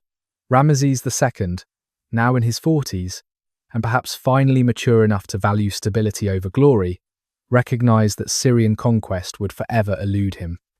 Both kings chose survival over supremacy. The negotiations took years, conducted through ambassadors carrying drafts and counterdrafts across thousands of miles. Every word required scrutiny. Every clause needed divine sanction. Every provision had to satisfy royal pride while acknowledging practical limitations. The final treaty, recorded on silver tablets, exchanged between the courts and copied onto temple walls, stands as history's first recorded international peace agreement between equals. The great prince of Hatti shall never trespass against the land of Egypt to take anything from it, the treaty proclaims. And Ramesses, the great king of Egypt, shall never trespass against the land of Hatti to take anything from it. Simple words, but revolutionary in their implications. Two great powers, acknowledging each other's legitimacy, accepting permanent coexistence rather than eternal struggle for dominance. The treaty went beyond simple non-aggression. It established mutual defense, each empire pledging to aid the other against external threats. If rebels rose against either king, the other would send forces to help suppress them. If a third power attacked either empire, both would respond as allies. The ancient world's balance of power crystallized in these provisions, creating a stable system that would endure for generations. Extradition clauses revealed the treaty's practical sophistication. Fugitives fleeing from one empire to the other would be returned, but with guarantees against punishment, an early form of diplomatic asylum. The treaty specified that returned persons couldn't be tortured, their families couldn't be harmed, their property couldn't be confiscated. These humanitarian provisions seem remarkably modern, acknowledging that justice required mercy. The gods of both nations witnessed the agreement, their names invoked in elaborate lists that themselves demonstrated diplomatic compromise. Hittite deities stood alongside Egyptian ones as guarantors, neither pantheon given precedence. The storm god of Hatti and Ra of Egypt would jointly punish treaty violators, jointly reward those who kept faith. Divine sanctions backed human promises, making the treaty not just political but sacred. To seal the alliance, marriage diplomacy followed. 13 years after the treaty, a Hittite princess travelled to Egypt to become Ramesses' wife. The journey itself became a diplomatic event, with escorts and gifts demonstrating the alliance's strength. Ramesses named her Mathor-Neferu, one who sees Horus, the invisible splendour of Ra, giving her Egyptian identity while honouring her Hittite origins. Letters between the queens, Ramesses' great wife Nefertari, corresponding with Hittite queen Pudu-Hepa, created parallel diplomatic channels where women negotiated what men might find difficult to discuss. The treaty's success can be measured in what didn't happen. No more great battles between Egypt and Hatti. No more Syrian cities changing hands with each campaign season. No more generations of young men dying for valleys and trade routes. Instead, merchants moved freely between the empires, carrying goods and ideas that enriched both. Technology transferred, with Hittite ironworking knowledge flowing south, while Egyptian architectural techniques moved north. Cultural exchange flourished where military exchange had failed. Modern visitors to the United Nations building in New York can see a copy of this treaty, recognized as humanity's oldest surviving peace agreement. Its presence there testifies to an aspiration as old as civilization itself, that negotiation can replace war, that former enemies can become allies, that peace, however difficult to achieve, can endure longer than any victory won by bronze and blood. The archives speak. In the quiet chambers of Hattusili's palace archives, thousands of clay tablets hold conversations between people dead for 3 millennia, their words preserved by fire that turned clay eternal. Here, between diplomatic treaties and religious texts, rest the personal letters that reveal the human faces behind Bronze Age power, showing us that queens worried about their children's marriages and kings complained about their allies 3,000 years ago, just as they do today. Queen Puduhepa writes to Ramesses II with the exhausted tone of every overworked administrator. My brother should not be angry that I have not written to him. I have been busy with the marriage arrangements for my daughter. Moreover, the scribe who reads and writes for me has died, and I have had to train a replacement. You can almost hear her sigh across the centuries, this powerful woman, managing an empire while dealing with staff shortages that any modern executive would recognize. Ramesses writes back about his wife's health problems, requesting Hittite physicians famous for their skill, offering Egyptian gold in exchange for medical expertise. The pharaoh, who claimed to be a living god, still suffered from toothaches and arthritis, still worried when his children fell ill, still sought second opinions from foreign specialists when Egyptian medicine failed. A letter from a Hittite prince to his mother complains about his allowance, argues that his brothers receive better treatment, promises to study harder if only she would send more silver. 3,000 years collapse into nothing when you read these adolescent negotiations, the eternal dance of teenage entitlement and parental expectation preserved in cuneiform. The personal correspondence between Hattusili III and Ramesses II, after years of formal diplomacy, relaxes into something approaching friendship. They discuss the weather, unusually cold winters that delayed merchant caravans. They gossip about other kings, particularly the ambitious Assyrian ruler who worried both. They exchange gifts with the competitive generosity of wealthy neighbours, each trying to outdo the other while protesting that no competition exists. These archives speak of human concerns that transcend ages. A Hittite princess, travelling to her Egyptian marriage, worries about the climate, requests specific clothing, asks that her personal servants be allowed to accompany her. An Egyptian diplomat complains about Hittite food, requests shipments of proper bread, admits homesickness despite the honour of his position. Merchants protest about taxes. Soldiers grumble about assignments. Priests debate theological interpretations with the passion of academics defending dissertations. Storm clouds gathering. The scribes recording omens in Hattusili's temples began noticing disturbing patterns around 1200 BC, signs that modern historians would recognize as the approaching Bronze Age collapse, but which contemporary observers could only interpret as divine displeasure. Eagles flew backwards across the sun. Wells that had never failed ran dry in midsummer. Children were born with disturbing deformities. The harvest moon rose the colour of old blood 3 years running. Something fundamental was shifting in the world's foundations, though no one could yet name what approached. From the palace's highest tower, where kings had watched for enemies since Hattusili's time, centuries reported movements that defied traditional understanding. These weren't armies with standards and supply trains, but masses of people moving like locusts across the landscape. Families with ox carts loaded with everything they owned. Warriors without unified command structures. Entire populations in migration, pushed by invisible pressures from lands beyond even Hittite intelligence networks. The international correspondence, normally focused on diplomatic marriages and trade disputes, took on increasingly desperate tones. The king of Ugarit wrote that ships appeared on his horizon in numbers never before seen, not merchant vessels but raiders, who struck and vanished before defense could be organized. Cyprus reported similar attacks, settlements burned, populations scattered or enslaved. The pharaoh of Egypt, now Meneptah, described invasions by coalitions of sea peoples, whose origins remain mysterious, but whose destructive capacity was becoming terrifyingly clear. Within the Hittite Empire, the careful balance that had maintained stability for centuries began wobbling. The harvests, never abundant on the Anatolian plateau, failed with increasing frequency. Climate data that modern science can extract from tree rings and ice cores confirms what the tablets suggest: a period of cooling and drought that would have devastated Bronze Age agriculture. When farmers can't feed themselves, they can't feed armies. When armies aren't fed, empires collapse.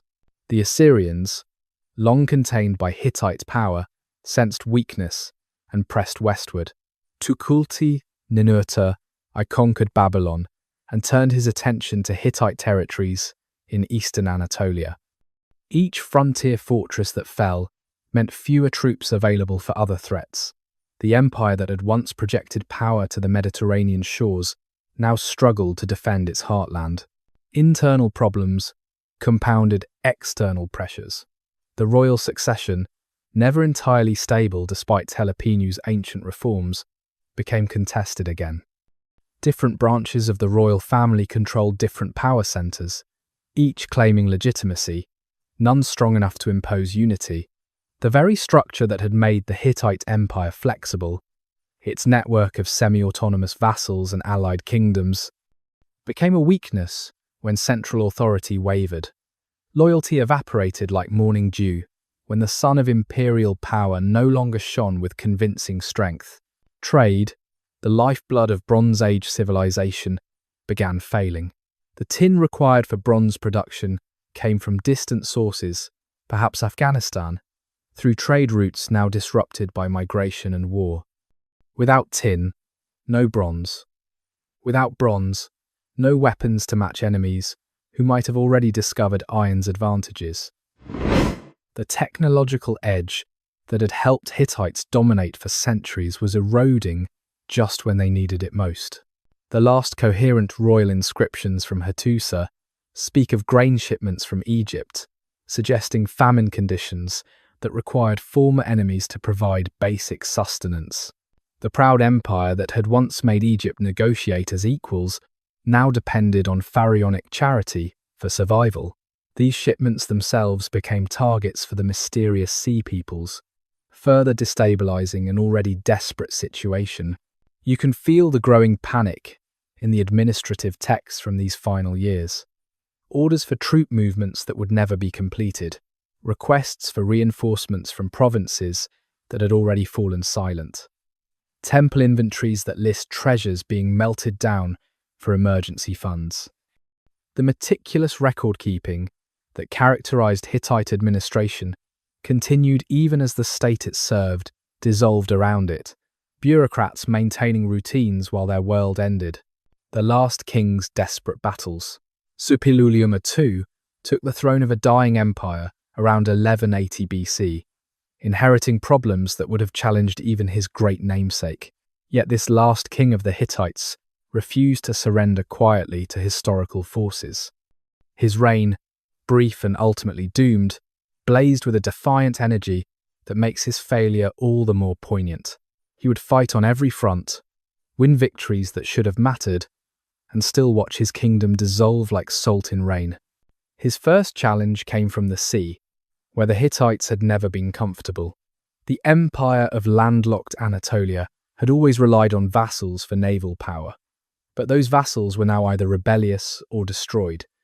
Suppiluliuma II did something unprecedented. He built a Hittite fleet. The forests of the Taurus Mountains gave their last great trees to create warships, crewed by soldiers hastily trained in naval combat. It was adaptation, born of desperation, attempting in months to master what other nations had developed over centuries. The naval battles off Cyprus's coast were, against all probability, Hittite victories. Inscriptions from Hattusili's final years boast of enemies burned at sea, their ships destroyed in the first and last great naval campaigns in Hittite history. Suppiluliuma II even managed to conquer Cyprus itself, installing governors, extracting tribute, pretending that imperial business could continue as normal even as the empire itself evaporated. But winning battles no longer meant winning wars. Each victory felt hollow when refugees reported that another provincial capital had fallen to unnamed invaders. The Sea Peoples weren't a unified force that could be defeated in a single decisive battle, but a phenomenon, a historical tide that swept away established orders, regardless of local resistance. Fight them in Cyprus, and they appeared in Cilicia. Defeat them in Cilicia, and they materialized in Syria. They were less an enemy than an apocalypse. On land, Suppiluliuma II fought with the bitter courage of a man who knows he's already lost, but refuses to admit it. Archaeological evidence from sites across Anatolia shows destruction layers dating to this period, but also signs of organized resistance. Fortifications hastily strengthened, emergency granaries constructed, weapons manufactured at unprecedented pace. The king was everywhere at once, leading from the front, trying to inspire by example what he could no longer command through imperial structure. The enemy Assyria, under Tukulti-Ninurta's successors, pressed harder against Hittite territories in the east. Here at least were traditional foes, who fought in traditional ways. Armies that could be met with armies, generals who understood the rules of Bronze Age warfare. Suppiluliuma II won some of these battles too, his inscriptions claiming victories that temporarily stabilized frontiers. But each battle consumed resources that couldn't be replaced. Veteran troops who couldn't be recruited again, time that was running out faster than anyone realized. The coordination required to manage multiple crises simultaneously exceeded even exceptional royal ability. While Suppiluliuma fought in Cyprus, the Kaska peoples, eternal thorns in Hittite flesh, swept down from their Black Sea mountains to raid the heartland. While he rushed north to respond, the Syrian vassals declared independence or simply collapsed into anarchy. While he tried to restore southern order, Assyrian armies annexed eastern provinces. The empire died, not from a single mortal wound, but from 1,000 cuts that no amount of royal energy could heal. The last texts from his reign have an almost manic quality, royal proclamations of victory, interspersed with desperate requests for information from provinces that no longer responded. Orders for grand building projects in a capital that would soon burn. Plans for future campaigns by an army that was already dissolving. Either Suppiluliuma II maintained hope against all evidence, or he understood that keeping up appearances was itself a form of resistance. That empires must behave like empires until the very moment they cease to exist. We don't know how Suppiluliuma II died. His name simply vanishes from the record, like a sentence that ends mid-word. Perhaps he fell in battle, adding royal blood to the anonymous thousands who died defending a doomed cause. Perhaps he survived Hattusili's destruction, living in exile, as his great ancestors had during earlier catastrophes, hoping for a restoration that would never come. Or perhaps he died in the throne room of the burning palace, the last king of the Hittites, choosing to end where the empire had begun. You walk Hattusili's final day. The smoke reaches you before the sound, acrid black clouds rising from the lower city, where the merchants' quarter has already begun to burn. You stand on the great rock of Buyukale in Hattusili's final hours, probably around 1180 BC, watching the death of the empire's heart. Your hands shake as you help palace scribes carry the most important tablets to hiding places, hoping somehow that knowledge might survive, even if the kingdom doesn't. The morning had started with terrible normalcy. Bread baking in ovens, priests performing dawn rituals, children playing in courtyards, then the sentries' horns, not the measured notes that announced returning armies, but the panicked blasts that meant immediate danger. By the time you reached the walls to look, the enemy was already inside the outer defences, not through the great gates that had stood firm for centuries, but through a dozen breaches where the walls had been undermined or simply abandoned by too few defenders. You don't even know who they are, these destroyers of your world. Not the Assyrians, whose armies you would recognise. Not the Casca, whose fighting style you know intimately. These are something else, a mixed mass of peoples. Some perhaps sea peoples, others local populations rising against Hittite rule, many simply desperate refugees turned raiders by hunger and displacement. They don't come as conquerors planning to rule, but as a force of destruction that will leave nothing worth ruling. The palace evacuation proceeds with heartbreaking selectivity. The royal family, if any remain, have already fled or died. Priests carry the most sacred religious objects, the portable ones at least, leaving behind centuries of accumulated temple treasures. The archive scribes face impossible choices. Thousands of tablets, but only dozens of baskets. They take king lists and treaties, leaving behind poetry and personal letters. Economic records that tracked the empire's wealth become fuel for the flames that are climbing the hill toward you. You help an elderly scribe, tears streaming down his face as he wraps the silver tablet of the Egyptian peace treaty in cloth. 600 years, he keeps repeating. 600 years of our words, our memory. His hands, trained since childhood to create perfect cuneiform, shake as he places the treaty in a jar that might, if the gods are kind, survive what comes next. Around you, younger scribes are simply throwing tablets into hiding places, under floor stones, into empty cisterns, anywhere that might escape the fire. The sounds of destruction grow closer. Screaming, the crash of collapsing buildings, the peculiar roar that fire makes when it finds enough fuel to become a living thing. Through windows, you see the lower city fully ablaze now. The houses you walked past this morning transformed into pillars of flame. The great temple of the storm god, where yesterday 10,000 people celebrated the autumn festival, belches smoke from its cedar roof beams. A child's cry pulls you from paralysis. A young girl, perhaps a servant's daughter, stands abandoned in a courtyard, everyone else having fled. You sweep her up, feeling her small body trembling against yours, and join the stream of refugees heading for the postern gates. The main ceremonial way is already blocked by fire and fighting, so you follow others who know the old escape routes, the same paths that kings once used for discreet exits. As you climb the ridge above the city, you turn for one last look. Hattusili burns like a torch against the darkening sky.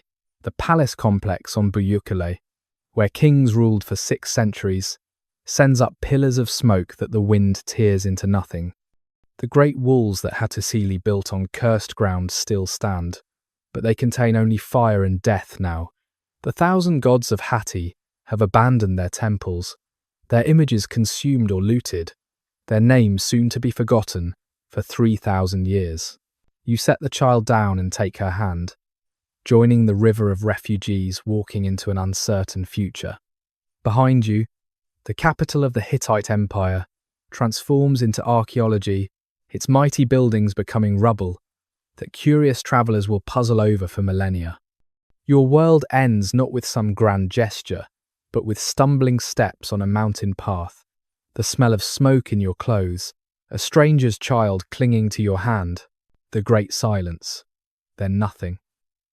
Where once scribes pressed styluses into soft clay every day, recording everything from divine rituals to laundry lists, now only wind moves through empty rooms.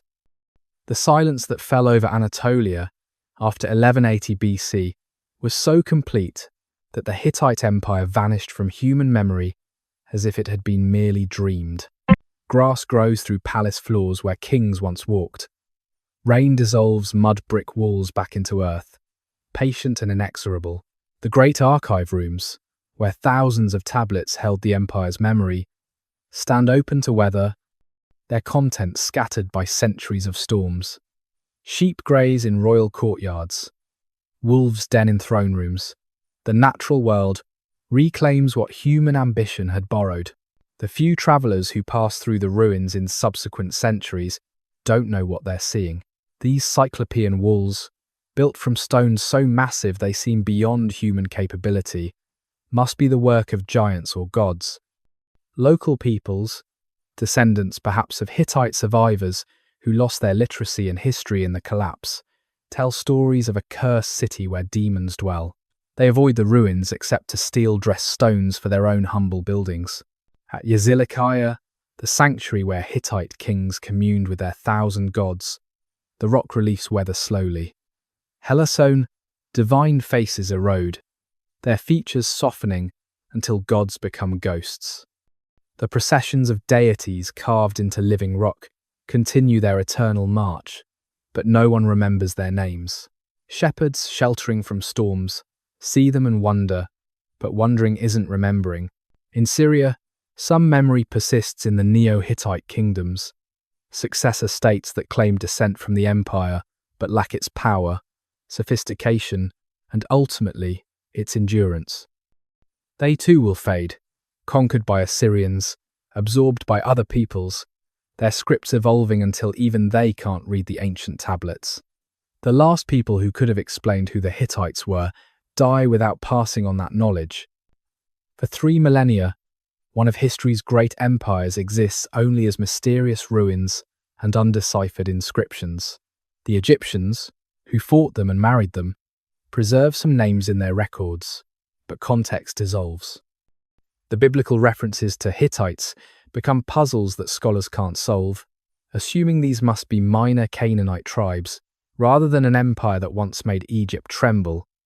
Greek historians, writing centuries after the collapse, preserve garbled memories of an Anatolian power, but the details blur into myth. A missionary's discovery. Charles Texier rode through the Anatolian highlands in July 1834, supposedly searching for the Roman city of Tavium, but actually pursuing his deeper passion for finding the unknown and unnamed. The French missionary and amateur archaeologist had already spent years wandering Turkey's remotest regions, recording inscriptions and ruins that European scholarship hadn't yet catalogued, but nothing had prepared him for what local villagers at Boazkale would show him. The villagers spoke of strange stones with demon markings, massive walls that giants had built before the flood. Texier, accustomed to rural exaggeration about ancient sites, expected to find perhaps some Byzantine fortification or Roman outpost. Following his guides up the steep path, he felt the familiar anticipation of discovery mixed with skepticism. Then he saw the walls, and skepticism evaporated like morning mist. These weren't Roman. The construction style, massive limestone blocks fitted without mortar, belonged to no civilization Texier knew. The scale exceeded anything he'd encountered, walls that ran for miles, enclosing an area that could have held a major city. But most mysteriously, the decorative elements, the few relief carvings he could find, showed figures and symbols completely unknown to contemporary archaeology.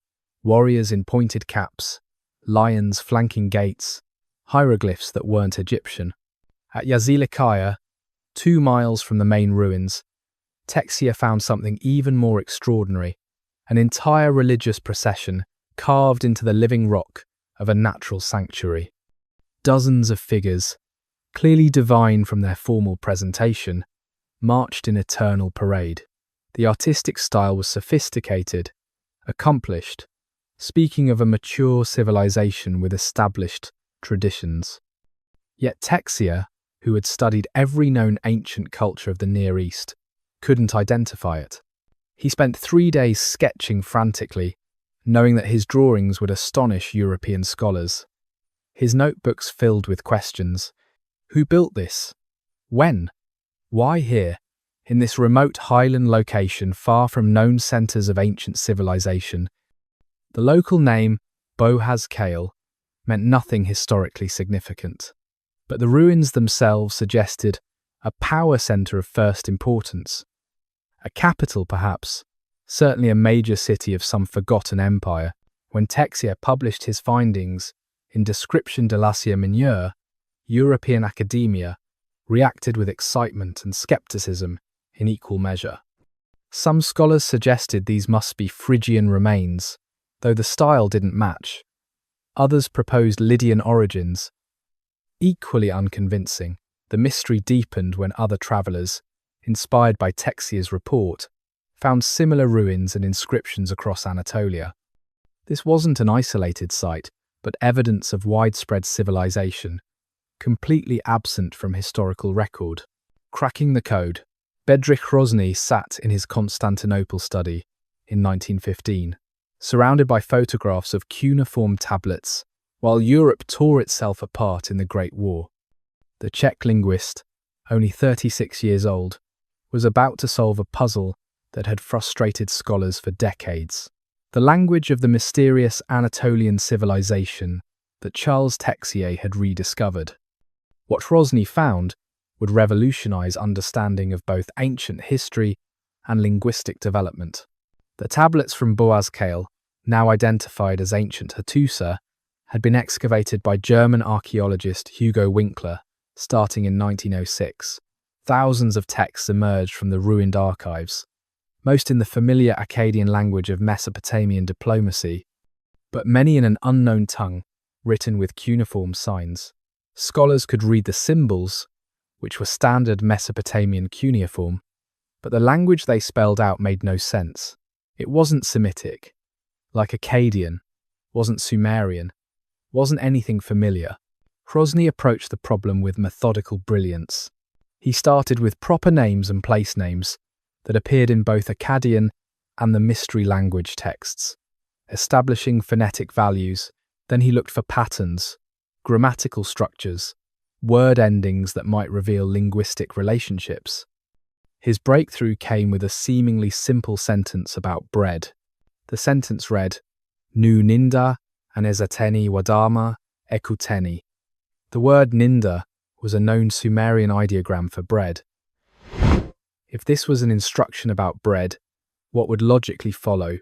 Eating and drinking. Hrozný made an intuitive leap that would prove correct. Ezateni might be related to the German essen, to eat, the Latin edere, the English eat. If this was true, the mysterious language was Indo-European. The implications stunned him. Indo-European languages in Bronze Age Anatolia, 1,000 years before the earliest known Indo-European texts. This would rewrite linguistic history. But as Hrozný tested his hypothesis against more texts, the evidence mounted. The word wada clearly meant water, cognate with English, water, German, Wasser.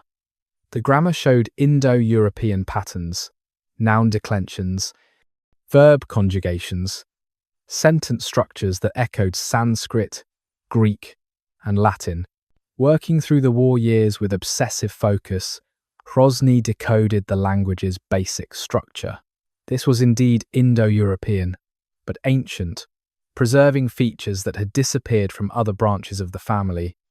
The Hittite language, as it came to be called, showed that Indo-European speakers had been literate and civilized far earlier than anyone had imagined.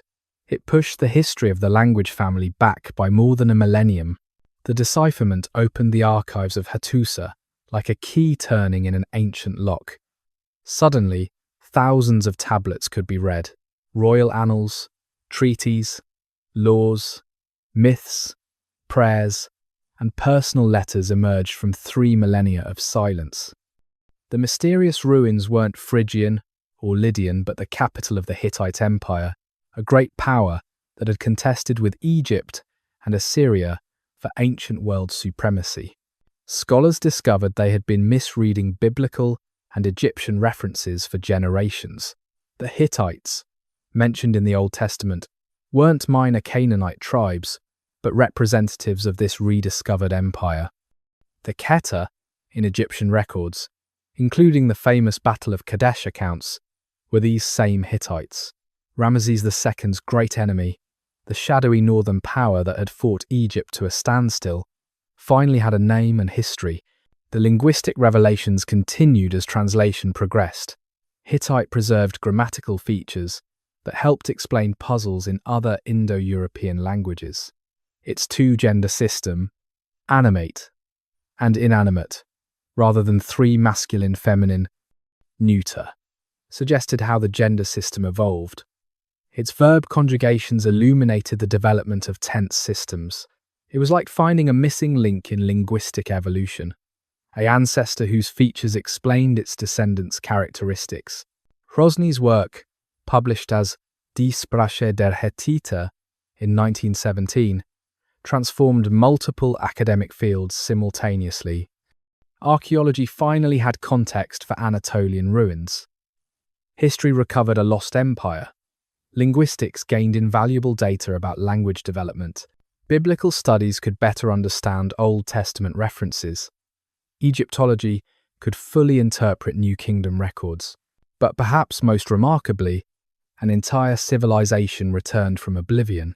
The Hittites, who had vanished so completely that their existence was doubted, now spoke again through their own words. Their kings boasted of conquests. Their queens negotiated marriages. Their priests prayed to their 1,000 gods. Their merchants complained about trade disruptions. 3,000 years of silence ended with the scratching of Hrozny's pen in a Constantinople study, what the tablets revealed. As scholars translated more texts from Hattusili's archives, surprises multiplied like spring flowers after rain.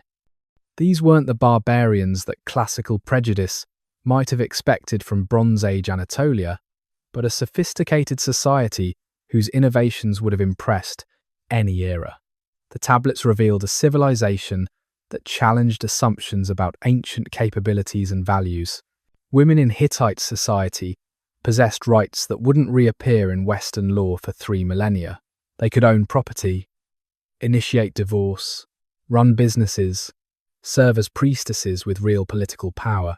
The Tawananna, the Hittite queen, wasn't merely a king's wife, but an independent office that continued even after the king's death. Queen Puduhepa co-signed international treaties as an equal partner, her seal alongside her husband's, her correspondence with foreign rulers, treating matters of state with full authority. The legal system showed remarkable sophistication and, by ancient standards, mercy. While contemporary codes prescribed death for countless offences, Hittite law preferred compensation to execution. Murder could be atoned through payment to the victim's family. Theft required restitution rather than mutilation. Even slaves had legal rights, could own property, could marry free persons. The principle seemed to be restoration rather than retribution, healing social wounds rather than inflicting new ones. Their religious tolerance astonished monotheistic scholars studying the texts. The Hittites hadn't merely accepted other people's gods, but actively collected them, incorporating foreign deities into their pantheon with enthusiasm. They saw no contradiction in worshipping the storm god of Hatti in the morning and the sun goddess of Arinna in the evening, in performing Hurrian rituals alongside Hattian ceremonies. Religious syncretism wasn't weakness, but strength, divine diversity, providing multiple channels to supernatural power. The medical text revealed knowledge that medieval Europe would have considered witchcraft. Surgical procedures, including successful treatment of cataracts, prescriptions that distinguished between symptoms and causes, recognition that some diseases spread through contact, leading to quarantine procedures, use of medicinal plants with genuine therapeutic properties.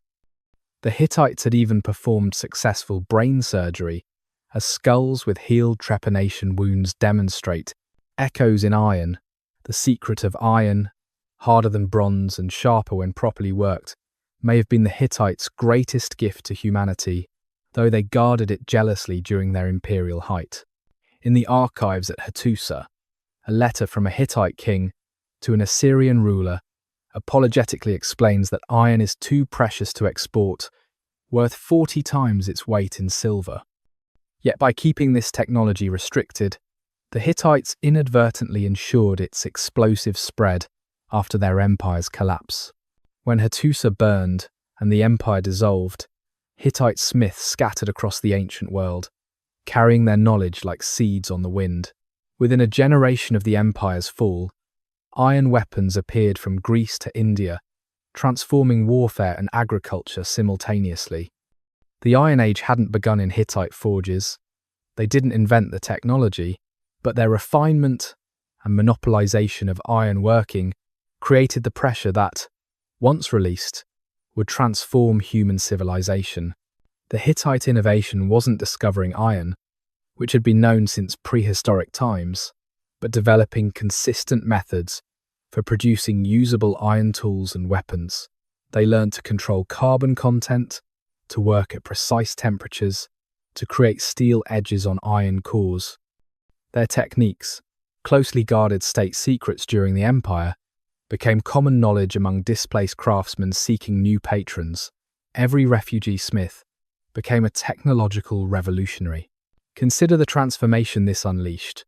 Bronze required tin, rare and expensive, often transported thousands of miles from distant sources.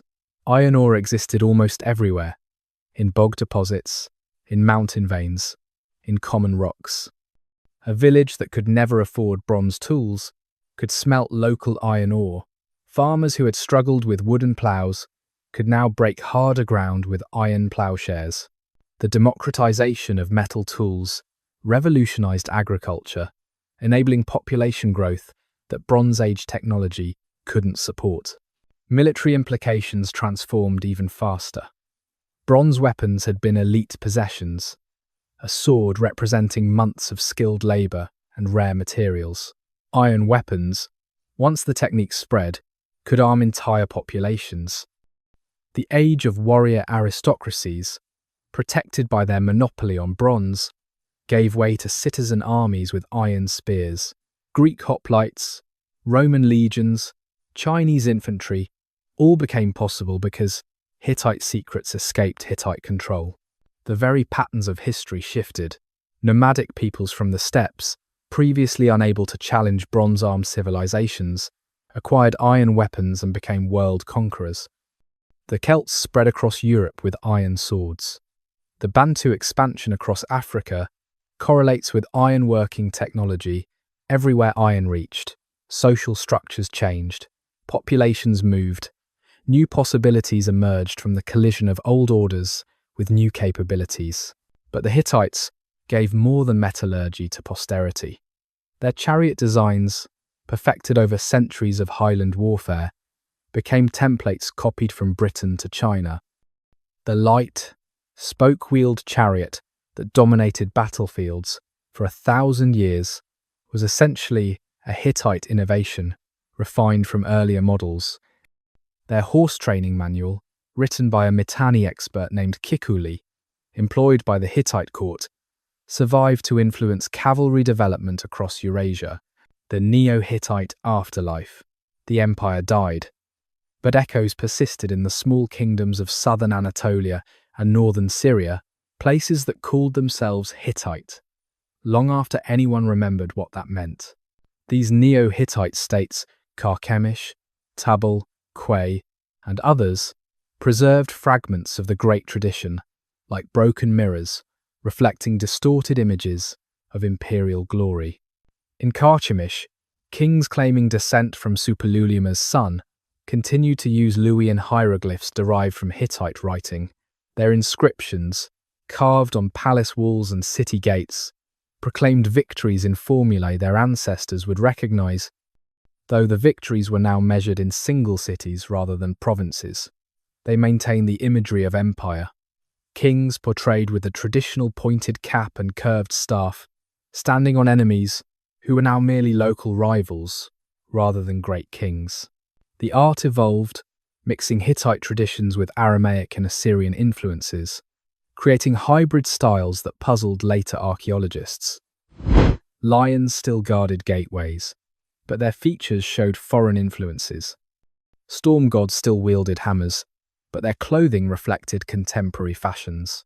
The pure Hittite style diluted with each generation, like a strong wine gradually watered until only the memory of potency remained. These successor states survived by adaptability rather than power, switching allegiance between stronger neighbours, paying tribute to whoever threatened most convincingly. When Assyria expanded westward, they became Assyrian vassals. When Assyria weakened, they declared independence. When new conquerors arrived, they submitted again.